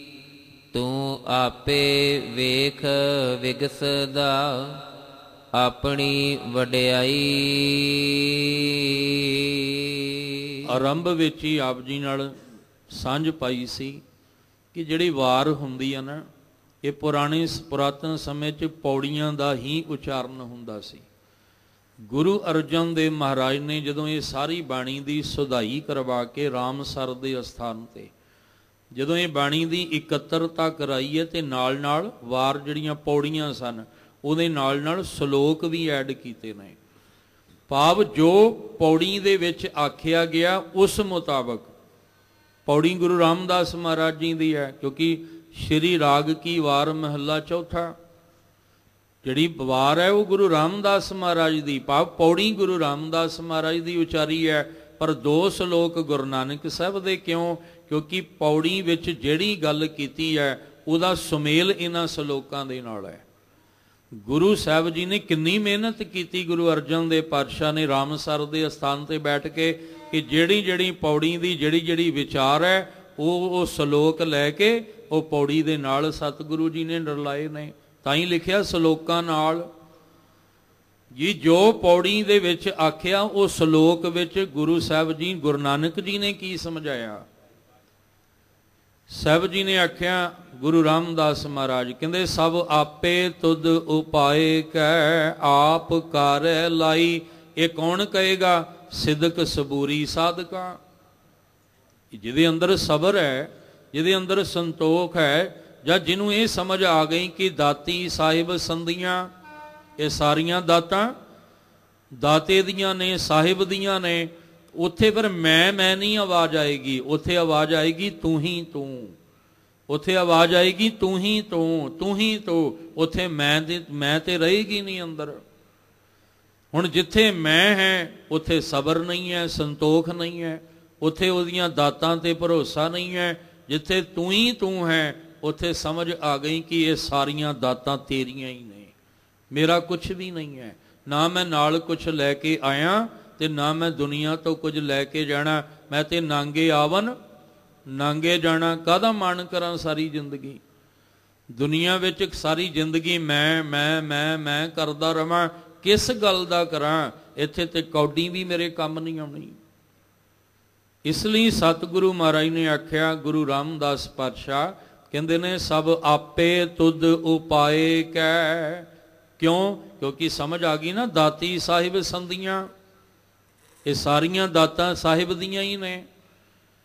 ਉਹਦੇ ਨਾਲ ਉਹਦੇ ਅੱਗੇ ਜ਼ੋਰ ਨਹੀਂ ਚੱਲ ਸਕਦਾ, ਉਹਦੇ ਅੱਗੇ ਹੱਥ ਜੋੜ ਕੇ ਬੇਨਤੀ ਕੀਤੀ ਜਾ ਸਕਦੀ ਹੈ। ਇਸ ਲਈ ਸਾਹਿਬ ਕਹਿੰਦੇ ਆ, ਸਭ ਆਪੇ ਤੁਧ ਉਪਾਏ ਕੇ। ਇਹ ਸਾਰਾ ਕੁਝ ਤੂੰ ਆਪ ਹੀ ਉਪਾਇਆ, ਪੈਦਾ ਕੀਤਾ ਹੈ। ਕਿਸੇ ਨੂੰ ਪਰਮੇਸ਼ਵਰ ਨੇ ਆਪਣੇ ਨਾਲ ਨਹੀਂ ਰਲਾਇਆ ਵੀ ਇਦਾਂ ਕਰ, ਸੂਰਜ ਮੈਂ ਬਣਾ ਦਿੰਨਾ, ਚੰਦਰਮਾ ਤੂੰ ਬਣਾ ਦੇ। ਪਰਮੇਸ਼ਵਰ ਨੇ ਕਿਸੇ ਨੂੰ ਆਪਣੇ ਨਾਲ ਨਹੀਂ ਰਲਾਇਆ, ਦੂਜੇ ਨੂੰ, ਵੀ ਧਰਤੀ ਤੂੰ ਬਣਾ ਦੇ ਤੇ ਆਸਮਾਨ ਮੈਂ ਬਣਾ ਦਿੰਨਾ। ਵੀ ਪਸ਼ੂ ਪੰਛੀ ਜਾਨਵਰ ਜਿਹੜੇ ਆ, ਇਹਨਾਂ ਦੀ ਬਣਤਰ ਤੂੰ ਬਣਾ ਦੇ ਤੇ ਜਿਹੜੇ ਹੋਰ ਜੀਵ ਨੇ ਉਹਨਾਂ ਦੀ ਬਣਤਰ ਮੈਂ ਬਣਾ ਦਿੰਨਾ। ਨਹੀਂ, ਇਹ ਭੁਲੇਖਾ ਤੇ ਕੱਢਿਆ ਸੀ ਗੁਰੂ ਨਾਨਕ ਸਾਹਿਬ ਨੇ। ਇੱਕ ਸੰਸਾਰੀ, ਇੱਕ ਭੰਡਾਰੀ, ਇੱਕ ਲਾਏ ਦੀਵਾਨ। ਤੁਸੀਂ ਤਿੰਨੇ ਵੱਖਰੇ ਸਮਝਦੇ ਹੋ, ਪਰ ਉਹ ਇੱਕੋ ਹੀ ਹੈ, ਜਿਹੜਾ ਪਾਲਣ ਵਾਲਾ ਵੀ, ਸੰਭਾਲਣ ਵਾਲਾ ਵੀ, ਔਰ ਜਿਹੜਾ ਪੈਦਾ ਕਰਨ ਵਾਲਾ ਵੀ। ਉਹ ਤਿੰਨਾਂ ਦੇ ਰੂਪ ਵਿੱਚ ਇੱਕ ਹੀ ਵਰਤ ਰਿਹਾ ਹੈ। ਪਰ ਸਾਨੂੰ ਭੁਲੇਖਾ ਤਿੰਨਾਂ ਦਾ ਪਾ ਦਿੱਤਾ ਗਿਆ। ਗੁਰੂ ਨਾਨਕ ਸਾਹਿਬ ਨੇ ਤਿੰਨਾਂ ਦਾ ਭੁਲੇਖਾ ਕੱਢ ਕੇ ਫਿਰ ਇੱਕ ਓੰਕਾਰ ਨਾਲ ਜੋੜਿਆ। ਇਸ ਲਈ ਸਤਿਗੁਰੂ ਮਹਾਰਾਜ ਕਹਿੰਦੇ, ਸਾਰਾ ਕੁਝ ਤੁਧ ਆਪ ਪਾਇਆ ਹੈ, ਪੈਦਾ ਕੀਤਾ ਹੈ, ਇਹਦੇ ਵਿੱਚ ਕੋਈ ਦੂਜਾ ਨਹੀਂ ਹੈ। ਔਰ ਕਿਉਂ? ਕਿਉਂਕਿ ਆਪਣੀ ਰਚਨਾ ਵੀ ਪਰਮੇਸ਼ਵਰ ਨੇ ਆਪ ਹੀ ਕੀਤੀ ਹੈ। ਉਹ ਕਿਵੇਂ ਕੀਤੀ ਹੈ ਇਹ ਸਾਨੂੰ ਨਹੀਂ ਪਤਾ, ਤੇ ਨਾ ਹੀ ਅਸੀਂ ਇਸ ਪਾਸੇ ਤੁਰਨਾ ਹੈ। ਜੇ ਤੁਰਾਂਗੇ ਤੇ ਜ਼ਿੰਦਗੀ ਦਾ ਸਮਾਂ ਗਵਾ ਬੈਠਾਂਗੇ, ਹਾਸਲ ਕੁਛ ਨਹੀਂ ਹੋਣਾ। ਪਿਤਾ ਕਾ ਜਨਮ ਕਹਿ ਜਾਣੇ ਪੂਤ। ਹੁਣ ਪੁੱਤਰ ਕਵੇ ਵੀ ਪਿਤਾ ਦਾ ਜਨਮ ਕਿਵੇਂ ਹੋਇਆ ਸੀ, ਪਿਤਾ ਕਵੇ ਤੈਨੂੰ ਕਿਵੇਂ ਦੱਸਾਂ, ਤੂੰ ਤੇ ਆਪ ਨਹੀਂ ਸੀ ਉਦਣ ਪੈਦਾ ਹੋਇਆ, ਤੈਨੂੰ ਮੈਂ ਕਿਵੇਂ ਦੱਸਾਂ ਜਨਮ ਕਿਵੇਂ ਹੋਇਆ ਸੀ, ਕਿਉਂਕਿ ਤੂੰ ਹੈ, ਤੇਰੀ ਹੋਂਦ ਹੀ ਨਹੀਂ ਸੀ। ਜਦ ਸਾਡੀ ਹੋਂਦ ਹੀ ਨਹੀਂ ਸੀ ਉਸ ਵੇਲੇ, ਅਸੀਂ ਪਰਮਾਤਮਾ ਬਾਰੇ ਕੀ ਕਹਿ ਸਕਦੇ ਹਾਂ? ਉਹਦੀ ਹੋਂਦ ਦਾ ਕਿਵੇਂ ਪਤਾ ਲਗਾ ਸਕਦੇ ਹਾਂ? ਜਾਂ ਤੇ ਉਹਦੇ ਤੋਂ ਪਹਿਲਾਂ ਹੋਵਾਂਗੇ, ਫਿਰ ਤਾਂ ਉਹਦੀ ਹੋਂਦ ਦਾ ਪਤਾ ਲੱਗੇ। ਪਿਤਾ ਨੂੰ ਪਤਾ ਹੈ ਵੀ ਪੁੱਤਰ ਦਾ ਜਨਮ ਕਿਹੜੇ ਹਾਲਾਤਾਂ ਵਿੱਚ ਹੋਇਆ ਹੈ, ਉਦੋਂ ਕਿਹੜੀ ਰੁੱਤ ਚੱਲਦੀ ਸੀ, ਕੰਮ ਕਾਜ ਕਿਵੇਂ ਚੱਲਦੇ ਸੀ। ਕਈ ਕਹਿੰਦੇ ਪੁੱਤਰ ਜਦੋਂ ਤੂੰ ਪੈਦਾ ਹੋਇਆ ਸੀ ਉਦੋਂ ਹਨੇਰੀ ਬੜੀ ਚੱਲੀ ਸੀ, ਉਦੋਂ ਫਲਾਣੀ ਥਾਵਾਂ ਤੇ ਨੁਕਸਾਨ ਬੜਾ ਹੋਇਆ ਸੀ, ਉਦੋਂ ਆਹ ਰੁੱਤ ਸੀ, ਆਹ ਸਮਾਂ ਸੀ, ਆਹ ਮੁਲਕ ਸੀ, ਆਹ ਸ਼ਹਿਰ, ਆਹ ਘਰ ਸੀ ਜਿੱਥੇ ਤੇਰਾ ਜਨਮ ਹੋਇਆ। ਪਰ ਜਨਮ ਵਾਲੇ ਬੱਚੇ ਨੂੰ ਨਹੀਂ ਨਾ ਪਤਾ, ਉਹ ਤੇ ਪਿਤਾ ਨੇ ਦੱਸਿਆ। ਪਰ ਪੁੱਤਰ ਨੂੰ ਕੀ ਪਤਾ ਪਿਤਾ ਦਾ ਜਨਮ ਕਿਵੇਂ ਹੋਇਆ। ਇਸ ਲਈ ਪਰਮਾਤਮਾ ਬਾਰੇ ਜਾਣਨ ਦੀ ਬਜਾਏ ਆਪਣੇ ਆਪ ਨੂੰ ਜਾਣਨ ਦੀ ਕੋਸ਼ਿਸ਼ ਕਰੀਏ ਕਿ ਸਾਡੀ ਬਣਤਰ ਮਾਲਕ ਨੇ ਕਿਵੇਂ ਬਣਾਈ ਹੈ ਔਰ ਕਾਦੇ ਲਈ ਬਣਾਈ ਹੈ। ਇਸ ਲਈ ਸਤਿਗੁਰੂ ਮਹਾਰਾਜ ਕਹਿੰਦੇ, ਹੇ ਮਾਲਕ ਜੀ, ਇਹ ਸਾਰਾ ਕੁਝ ਤੁਧ ਆਪ ਹੀ ਪੈਦਾ ਕੀਤਾ ਹੈ ਔਰ ਸਾਰਾ ਕੁਝ ਪੈਦਾ ਕਰਕੇ ਆਪ ਕਾਰੈ ਲਾਈ। ਸਾਰਿਆਂ ਨੂੰ ਕਾਰੇ ਵੀ ਆਪ ਹੀ ਲਾਇਆ ਹੋਇਆ ਹੈ। ਤ੍ਰੈ ਗੁਣੀ ਮਾਇਆ ਰੂਪੀ ਸੰਸਾਰ ਬਣਾ ਕੇ ਔਰ ਤ੍ਰੈ ਗੁਣੀ ਦੇ ਕਾਰੇ ਵੀ ਤੂੰ ਆਪ ਹੀ ਲਾਇਆ ਹੋਇਆ ਹੈ, ਪਰ ਇਹਨਾਂ ਵਿੱਚੋਂ ਕੱਢਣ ਵਾਲਾ ਵੀ ਤੂੰ ਆਪ ਹੀ ਹੈ। ਸੰਸਾਰ ਵਿੱਚ ਭੇਜਣ ਵਾਲਾ ਵੀ ਤੂੰ ਆਪ ਹੀ ਹੈ ਔਰ ਇਕਨਾਂ ਨੂੰ ਸੁੱਤਿਆਂ ਨੂੰ ਉਠਾ ਕੇ ਨਿਰੰਕਾਰ ਵੱਲ ਲਿਆਉਣ ਵਾਲਾ ਵੀ ਤੂੰ ਆਪ ਹੀ ਹੈ। ਤੁਧ ਬਿਨ ਦੂਜਾ ਨਾਹੀ ਕੋਏ, ਤੂੰ ਕਰਤਾਰ ਕਰੈ ਸੋ ਹੋਏ। ਰਾਤ ਇਤਿਹਾਸ ਸੁਣਿਆ, ਕੋਸ਼ਿਸ਼ ਹੁੰਦੀ ਹੈ ਦਾਸ ਦੀ ਕਿ ਜਦੋਂ ਵਿਚਾਰ ਹੋਵੇ ਤੇ ਰਾਤ ਦਾ ਇਤਿਹਾਸ ਵੀ ਨਾਲ ਮਿਲਾ ਲਿਆ ਜਾਵੇ। ਰਾਤ ਨਾ ਗੁਰੂ ਨਾਨਕ ਸਾਹਿਬ ਸਤਿਗੁਰੂ ਮਹਾਰਾਜ ਸੱਚੇ ਪਾਤਸ਼ਾਹ ਜਦੋਂ ਵੱਖ-ਵੱਖ ਤੀਰਥਾਂ ਤੇ ਹੁੰਦੇ ਹੋਏ ਤੀਰਥ ਯਾਤਰੀਆਂ ਨੂੰ ਸਮਝਾ ਰਹੇ ਆ, ਤੇ ਪੁੱਛਿਆ ਗੁਰੂ ਨਾਨਕ ਸਾਹਿਬ ਜੀ ਨੂੰ ਵੀ ਤੁਸੀਂ ਸਰਗੁਣ ਨੂੰ ਚੇਤੇ ਕਰਦੇ ਹੋ ਕਿ ਨਿਰਗੁਣ ਨੂੰ ਚੇਤੇ ਕਰਦੇ ਹੋ? ਮਹਾਰਾਜ ਜੀ ਕਹਿੰਦੇ, ਮੈਂ ਤੇ ਦੋਵਾਂ ਨੂੰ ਹੀ ਇੱਕ ਸਮਝਦਾ, ਸਰਗੁਣ ਵੀ ਉਹੀ ਹੈ, ਨਿਰਗੁਣ ਵੀ ਉਹੀ ਹੈ। ਮੈਂ ਤੇ ਵੱਖ-ਵੱਖ ਸਮਝਦਾ ਹੀ ਨਹੀਂ ਦੋਵਾਂ ਨੂੰ। ਸਰਗੁਣ ਨਿਰਗੁਣ ਨਿਰੰਕਾਰ ਸੁਨ ਸਮਾਧੀ ਆਪ। ਨਿਰਗੁਣ ਵੀ ਉਹ ਹੈ, ਸਰਗੁਣ। ਹੁਣ ਆਪਾਂ ਵੀ ਤੇ ਸਰਗੁਣ ਵੀ ਆ, ਨਿਰਗੁਣ ਵੀ ਆ, ਦੋਵੇਂ ਵੱਖ ਨਹੀਂ ਹੋ ਸਕਦੇ, ਕਿਉਂਕਿ ਸਰਗੁਣ ਆ ਸਰੀਰ ਹੈ ਤੇ ਨਿਰਗੁਣ ਉਹ ਅੰਦਰ ਦੀ ਜੀਵ ਆਤਮਾ ਹੈ ਜੋ ਨਹੀਂ ਦਿਖਾਈ ਦੇ ਰਹੀ ਹੈ, ਪਰ ਉਹ ਹੈ ਤੇ ਅੰਦਰ ਹੀ ਹੈ ਨਾ। ਰਾਤ ਵੀ ਜ਼ਿਕਰ ਕੀਤਾ ਸੀ, ਇਹ ਤੇ ਨਹੀਂ ਕਿ ਜੀਵ ਆਤਮਾ ਇਸ ਪਾਸੇ ਹੈ ਤੇ ਸਰੀਰ ਇਸ ਪਾਸੇ ਹੈ। ਵੱਖ ਵੱਖ ਨਹੀਂ ਹੈ। ਸਰੀਰ ਦੇ ਵਿੱਚ ਹੀ ਜੀਵ ਆਤਮਾ ਹੈ ਤੇ ਜੀਵ ਆਤਮਾ ਨਹੀਂ ਸਰੀਰ ਦਾ ਚੋਲਾ ਪਾਇਆ ਹੈ, ਤੇ ਦੋਵੇਂ ਇੱਕੋ ਹੀ ਨੇ ਨਾ, ਵੱਖ ਵੱਖ ਨਹੀਂ। ਇਸੇ ਤਰ੍ਹਾਂ ਸਰਗੁਣ ਤੇ ਨਿਰਗੁਣ ਆਪ ਹੈ। ਸਰਗੁਣ ਕਰਤਾ ਨਿਰਗੁਣ ਕਰਤਾ, ਉਹ ਕਰਤਾ ਹੀ ਹੈ ਦੋਵਾਂ ਵਿੱਚ। ਇਸ ਲਈ ਸਾਹਿਬ ਕਹਿੰਦੇ, ਹੇ ਵਾਹਿਗੁਰੂ ਗੁਰੂ ਪਾਤਸ਼ਾਹ ਜੀਓ, ਸਭ ਆਪੇ ਤੁਧ ਉਪਾਏ ਕੇ ਆਪੇ ਕਾਰੇ ਲਾਈ। ਆਪੇ ਹੀ ਸਾਰਿਆਂ ਨੂੰ ਕਾਰੇ ਲਾਇਆ ਹੋਇਆ। ਤੂੰ ਆਪੇ ਵੇਖ ਵਿਗਸਦਾ ਆਪਣੀ ਵਡਿਆਈ। ਆ ਜਿਹੜੀ ਤੇਰੀ ਵਡਿਆਈ ਆ ਨਾ, ਤੂੰ ਸਾਰਾ ਕੁਝ ਆਪ ਹੀ ਉਪਾਇਆ ਹੈ, ਆਪ ਹੀ ਸਾਰੀ ਬਣਤਰ। ਇਹ ਸਾਰੇ ਰੰਗ ਕਿਹਦੇ ਬਣਾਏ ਨੇ? ਸਭੇ ਰੰਗ ਨਾਰਾਇਣ ਨੇ। ਜੇਤੇ ਮਨ ਪਾਵਨ, ਆ ਰੰਗਾਂ ਦੀ ਹੋਲੀ ਖੇਡੀ ਹੈ ਨਾ, ਜਿਹੜੇ ਰੰਗ ਅਸੀਂ ਬਣਾਏ ਉਹ ਨੁਕਸਾਨ ਦਿੰਦੇ ਆ, ਜਿਹੜੇ ਰੰਗ ਅਸੀਂ ਬਣਾਏ ਆ ਉਹ ਸਾਨੂੰ ਨੁਕਸਾਨ ਦਿੰਦੇ ਆ। ਕਈ ਭਿਆਨਕ ਬਿਮਾਰੀਆਂ ਵੀ, ਕਿਉਂਕਿ ਕੈਮੀਕਲ ਨਾਲ ਤਾਂ ਬਣੇ ਹੋਏ ਨੇ, ਕਈ ਭਿਆਨਕ ਬਿਮਾਰੀਆਂ ਵੀ ਲੱਗ ਗਈਆਂ ਨੇ ਕਈਆਂ ਦੇ ਸਰੀਰ ਨੂੰ ਆ ਰੰਗਾਂ ਦੇ ਕਰਕੇ। ਪਰ ਜਿਹੜੇ ਰੰਗ ਉਹਨੇ ਬਣਾਏ ਆ ਨਾ, ਉਹ ਸਾਨੂੰ ਬਿਮਾਰੀਆਂ ਤੋਂ ਬਚਣ ਲਈ ਬਣਾਏ ਆ। ਪਰ ਉਹ ਰੰਗ ਸਾਨੂੰ ਭਾਉਂਦੇ ਹੀ ਨਹੀਂ, ਕਿਉਂਕਿ ਰੰਗ ਤੇ ਜਿਹੜੇ ਸਾਡੇ ਆ ਉਹ ਸਾਨੂੰ ਭਾਉਂਦੇ ਆ। ਇਸ ਲਈ ਅਸੀਂ ਦਿਨੋ ਦਿਨ ਦੁਖੀ ਪਰੇਸ਼ਾਨ ਹੋ ਰਹੇ ਹਾਂ, ਕਿਉਂਕਿ ਉਹਦੇ ਰੰਗਾਂ ਵਿੱਚ ਨਹੀਂ ਅਸੀਂ ਰੰਗਣਾ ਚਾਹੁੰਦੇ। ਖੈਰ, ਵਿਸ਼ੇ ਵਿੱਚ ਆਵਾਂ। ਸਤਿਗੁਰੂ ਮਹਾਰਾਜ ਜੀ ਕਹਿੰਦੇ ਆ, ਤੂੰ ਆਪੇ ਵੇਖ ਵਿਗਸਦਾ। ਆ ਸਾਰੇ ਰੰਗ ਬਣਾ ਕੇ ਨਾ ਦੁਨੀਆ ਦੇ, ਉਹਨਾਂ ਨੂੰ ਵੇਖ ਕੇ ਆਪ ਹੀ ਪ੍ਰਸੰਨ ਹੋ ਰਿਹਾ ਹੈ। ਜਿਹੜੀ ਤੇਰੀ ਵਡਿਆਈ ਹੈ, ਤੂੰ ਆਪਣੀ ਵਡਿਆਈ ਆਪ ਹੀ ਦੇਖ ਕੇ हे ਮਾਲਕ ਜੀ ਪ੍ਰਸੰਨ ਹੋ ਰਹੇ ਹੋ। ਹਰ ਤੁਧ ਬਾਹਰ ਕਿਛ ਨਾਹੀ, ਤੂੰ ਸੱਚਾ ਸਾਈ। ਤੂੰ ਆਪੇ ਆਪ ਵਰਤਦਾ ਸਭਨੀ ਹੀ ਥਾਈ। हे ਅਕਾਲ ਪੁਰਖ ਵਾਹਿਗੁਰੂ ਜੀ, ਤੁਹਾਡੇ ਤੋਂ ਬਾਹਰ ਕੁਛ ਵੀ ਨਹੀਂ ਹੈ। ਤਾਂ ਹੀ ਤੇ ਇਹਨੂੰ ਸ਼ਲੋਕ ਦੇ ਰਾਹੀਂ ਖੋਲਿਆ ਸੀ, ਦਾਤੀ ਸਾਹਿਬ ਸੰਧੀਆਂ।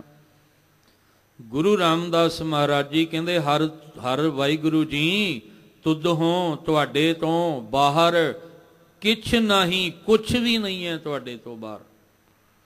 ਜਿਹੜਾ ਤੁਹਾਡੇ ਤੋਂ ਬਾਹਰ ਹੈ ਉਹ ਹੈ ਹੀ ਨਹੀਂ।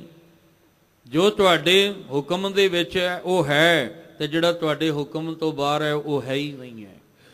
ਇਸ ਲਈ ਤੁਹਾਡੇ ਤੋਂ ਬਾਹਰਾ ਕੁਛ ਵੀ ਨਹੀਂ ਹੈ। ਤੂੰ ਸੱਚਾ ਸਾਈਂ, ਤੂੰ ਸਾਰੇ ਸੰਸਾਰ ਦਾ ਸੱਚਾ ਸਾਈਂ ਹੈ।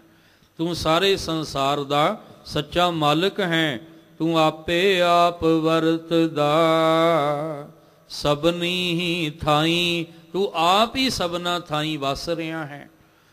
ਕੋਈ ਐਸੀ ਥਾਂ ਨਹੀਂ ਜਿੱਥੇ ਤੂੰ ਆਪ ਨਹੀਂ ਵਰਤ ਰਿਹਾ, ਨਹੀਂ ਵਸ ਰਿਹਾ। ਸਭ ਥਾਂ ਤੇ ਤੂੰ ਆਪ ਵਰਤ ਰਿਹਾ, ਵਸ ਰਿਹਾ ਹੈ। ਹਾਂ, ਇਹ ਸਾਨੂੰ ਨਹੀਂ ਸਮਝ ਆ ਰਹੀ, ਕਿਉਂਕਿ ਉਹ ਸਾਡੇ ਮਨ ਤੋਂ ਬਾਹਰ ਹੋ ਗਿਆ, ਸਾਡੇ ਚਿੱਤ ਚੇਤੇ ਤੋਂ ਬਾਹਰ ਹੋ ਗਿਆ। ਹੁਣ ਜਿਹੜਾ ਬੰਦਾ ਸਾਨੂੰ ਚੇਤੇ ਹੀ ਨਹੀਂ ਆ ਰਿਹਾ, ਕਈ ਸਦੀਆਂ ਤੋਂ, ਕਈ ਸਾਲਾਂ ਤੋਂ ਚੇਤੇ ਨਹੀਂ ਆ, ਉਹ ਭਾਵੇਂ ਗੁਆਂਢੀ ਰਹਿੰਦਾ ਹੋਵੇ, ਭਾਵੇਂ ਸਾਡੇ ਘਰ ਦੀ ਪਿਛਲੇ ਘਰ ਦੀ ਕੰਧ ਉਹਦੇ ਨਾਲ ਜੁੜਦੀ ਹੋਵੇ, ਪਰ ਜਿਹੜਾ ਕਈ ਸਾਲਾਂ ਤੋਂ ਮਿਲਿਆ ਹੀ ਨਹੀਂ, ਅਸੀਂ ਕੀ ਕਵਾਂਗੇ? ਅਸੀਂ ਕਹਾਂਗੇ ਪਤਾ ਹੀ ਨਹੀਂ ਦੁਨੀਆ 'ਚ ਹੈ ਵੀ ਹੈ ਕਿ ਨਹੀਂ ਹੈ। ਕਿਉਂ ਕਵਾਂਗੇ? ਕਿਉਂਕਿ ਕਦੇ ਮੇਲ ਨਹੀਂ ਹੋਇਆ ਉਹਦੇ ਨਾਲ। ਹੁਣ ਉਹ ਚਲੋ, ਉਹ ਤਾਂ ਕੰਧ ਨਾਲ ਕੰਧ ਮਿਲਦੀ ਆ ਨਾ, ਪਿਛਲੇ ਘਰ ਵਿੱਚ ਰਹਿੰਦਾ, ਉਹ ਕਦੇ ਮਿਲਿਆ ਨਹੀਂ। ਅਸੀਂ ਸੋਚਿਆ ਪਤਾ ਨਹੀਂ ਹੈ ਕਿ ਨਹੀਂ ਹੈ। ਜਿਹੜਾ ਰਹਿੰਦਾ ਹੀ ਸਾਡੇ ਘਰ ਦੇ ਅੰਦਰ ਹੈ, ਜਿਹੜਾ ਹਰ ਵੇਲੇ ਸਾਡੇ ਘਰ ਵਿੱਚ ਰਹਿੰਦਾ ਹੈ, ਅਸੀਂ ਉਹਨੂੰ ਵੀ ਮੰਨਣ ਤੋਂ ਇਨਕਾਰ ਕਰ ਦਿੱਤਾ ਵੀ ਰੱਬ ਪਤਾ ਨਹੀਂ ਹੈ ਕਿ ਨਹੀਂ ਹੈ। ਪਰ ਕਿਉਂ? ਕਿਉਂਕਿ ਅਸੀਂ ਉਹਨੂੰ ਹਜੇ ਤੱਕ ਜਾਣਿਆ ਹੀ ਨਹੀਂ ਹੈ। ਸਾਡੇ ਉਹ ਚਿੱਤ ਚੇਤੇ ਵਿੱਚ ਹੀ ਨਹੀਂ ਆਇਆ। ਜੇ ਚਿੱਤ ਚੇਤੇ ਆ ਜਾਏ ਤਾਂ ਸਭ ਕੁਛ ਘਰ ਮੈਂ ਬਾਹਰ ਨਹੀਂ, ਬਾਹਰ ਟੋਲੇ ਸੋ ਭਰਮ ਭੁਲਾਈ। ਜਦੋਂ ਚਿੱਤ ਵਿੱਚ ਚੇਤੇ ਆ ਗਿਆ ਉਹ। ਇਸ ਲਈ ਸਤਿਗੁਰੂ ਗੁਰੂ ਰਾਮਦਾਸ ਮਹਾਰਾਜ ਜੀ ਨੇ ਕਿਰਪਾ ਕੀਤੀ, ਕਹਿੰਦੇ ਆਪ ਸਾਰਿਆਂ ਦੇ ਵਿੱਚ ਸਾਰੀ ਥਾਵਾਂ ਤੇ ਉਹ ਮਾਲਕ ਜੀ ਵਰਤ ਰਹੇ ਹਨ।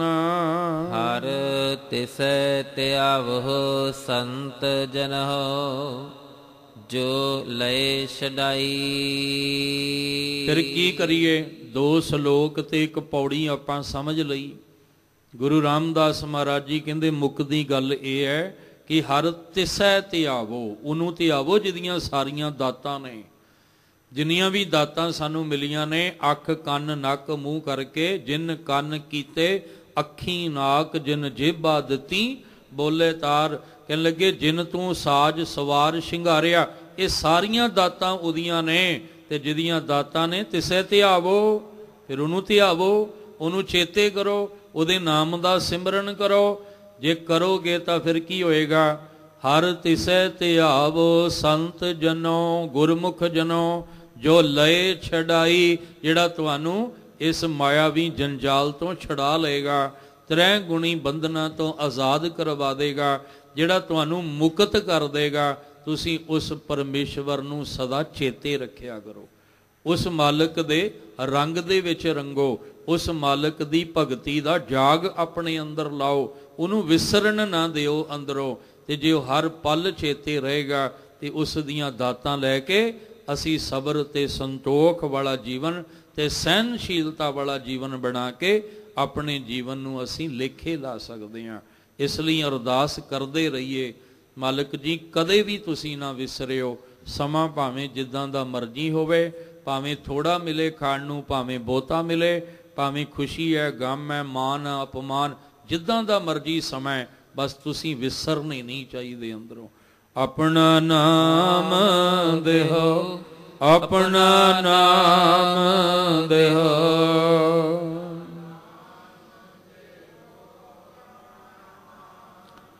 ਵਿਸਰਨਾ ਹੀ ਦਾਤਾਰ, ਵਿਸਰਨਾ ਹੀ ਦਾਤਾਰ।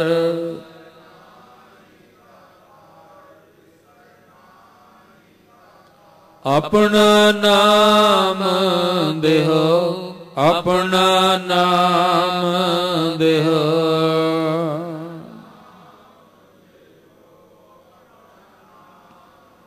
ਗੁਣ ਗਾਵਾਂ ਦਿਨ ਰਾਤ, ਗੁਣ ਗਾਵਾਂ ਦਿਨ ਰਾਤ।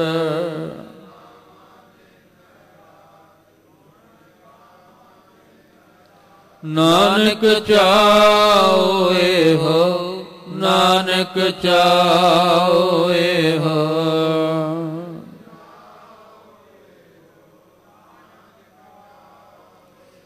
ਆਪਣਾ ਨਾਮ ਦੇਹੋ, ਆਪਣਾ ਨਾਮ ਦੇਹੋ।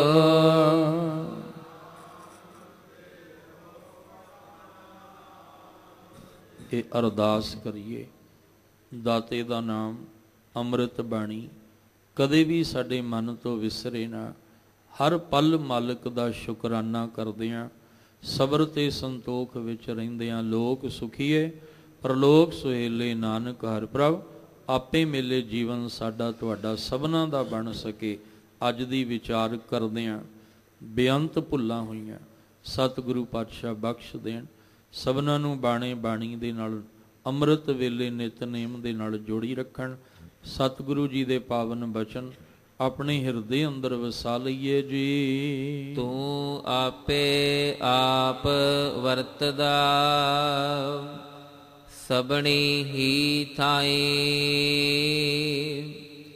ਹਰ ਤਿਸੈ ਧਿਆਵਹੁ ਸੰਤ ਜਨਹੁ, ਜੋ ਲਏ ਛਡਾਈ। ਵਾਹਿਗੁਰੂ ਜੀ ਕਾ ਖਾਲਸਾ, ਵਾਹਿਗੁਰੂ ਜੀ ਕੀ ਫਤਿਹ।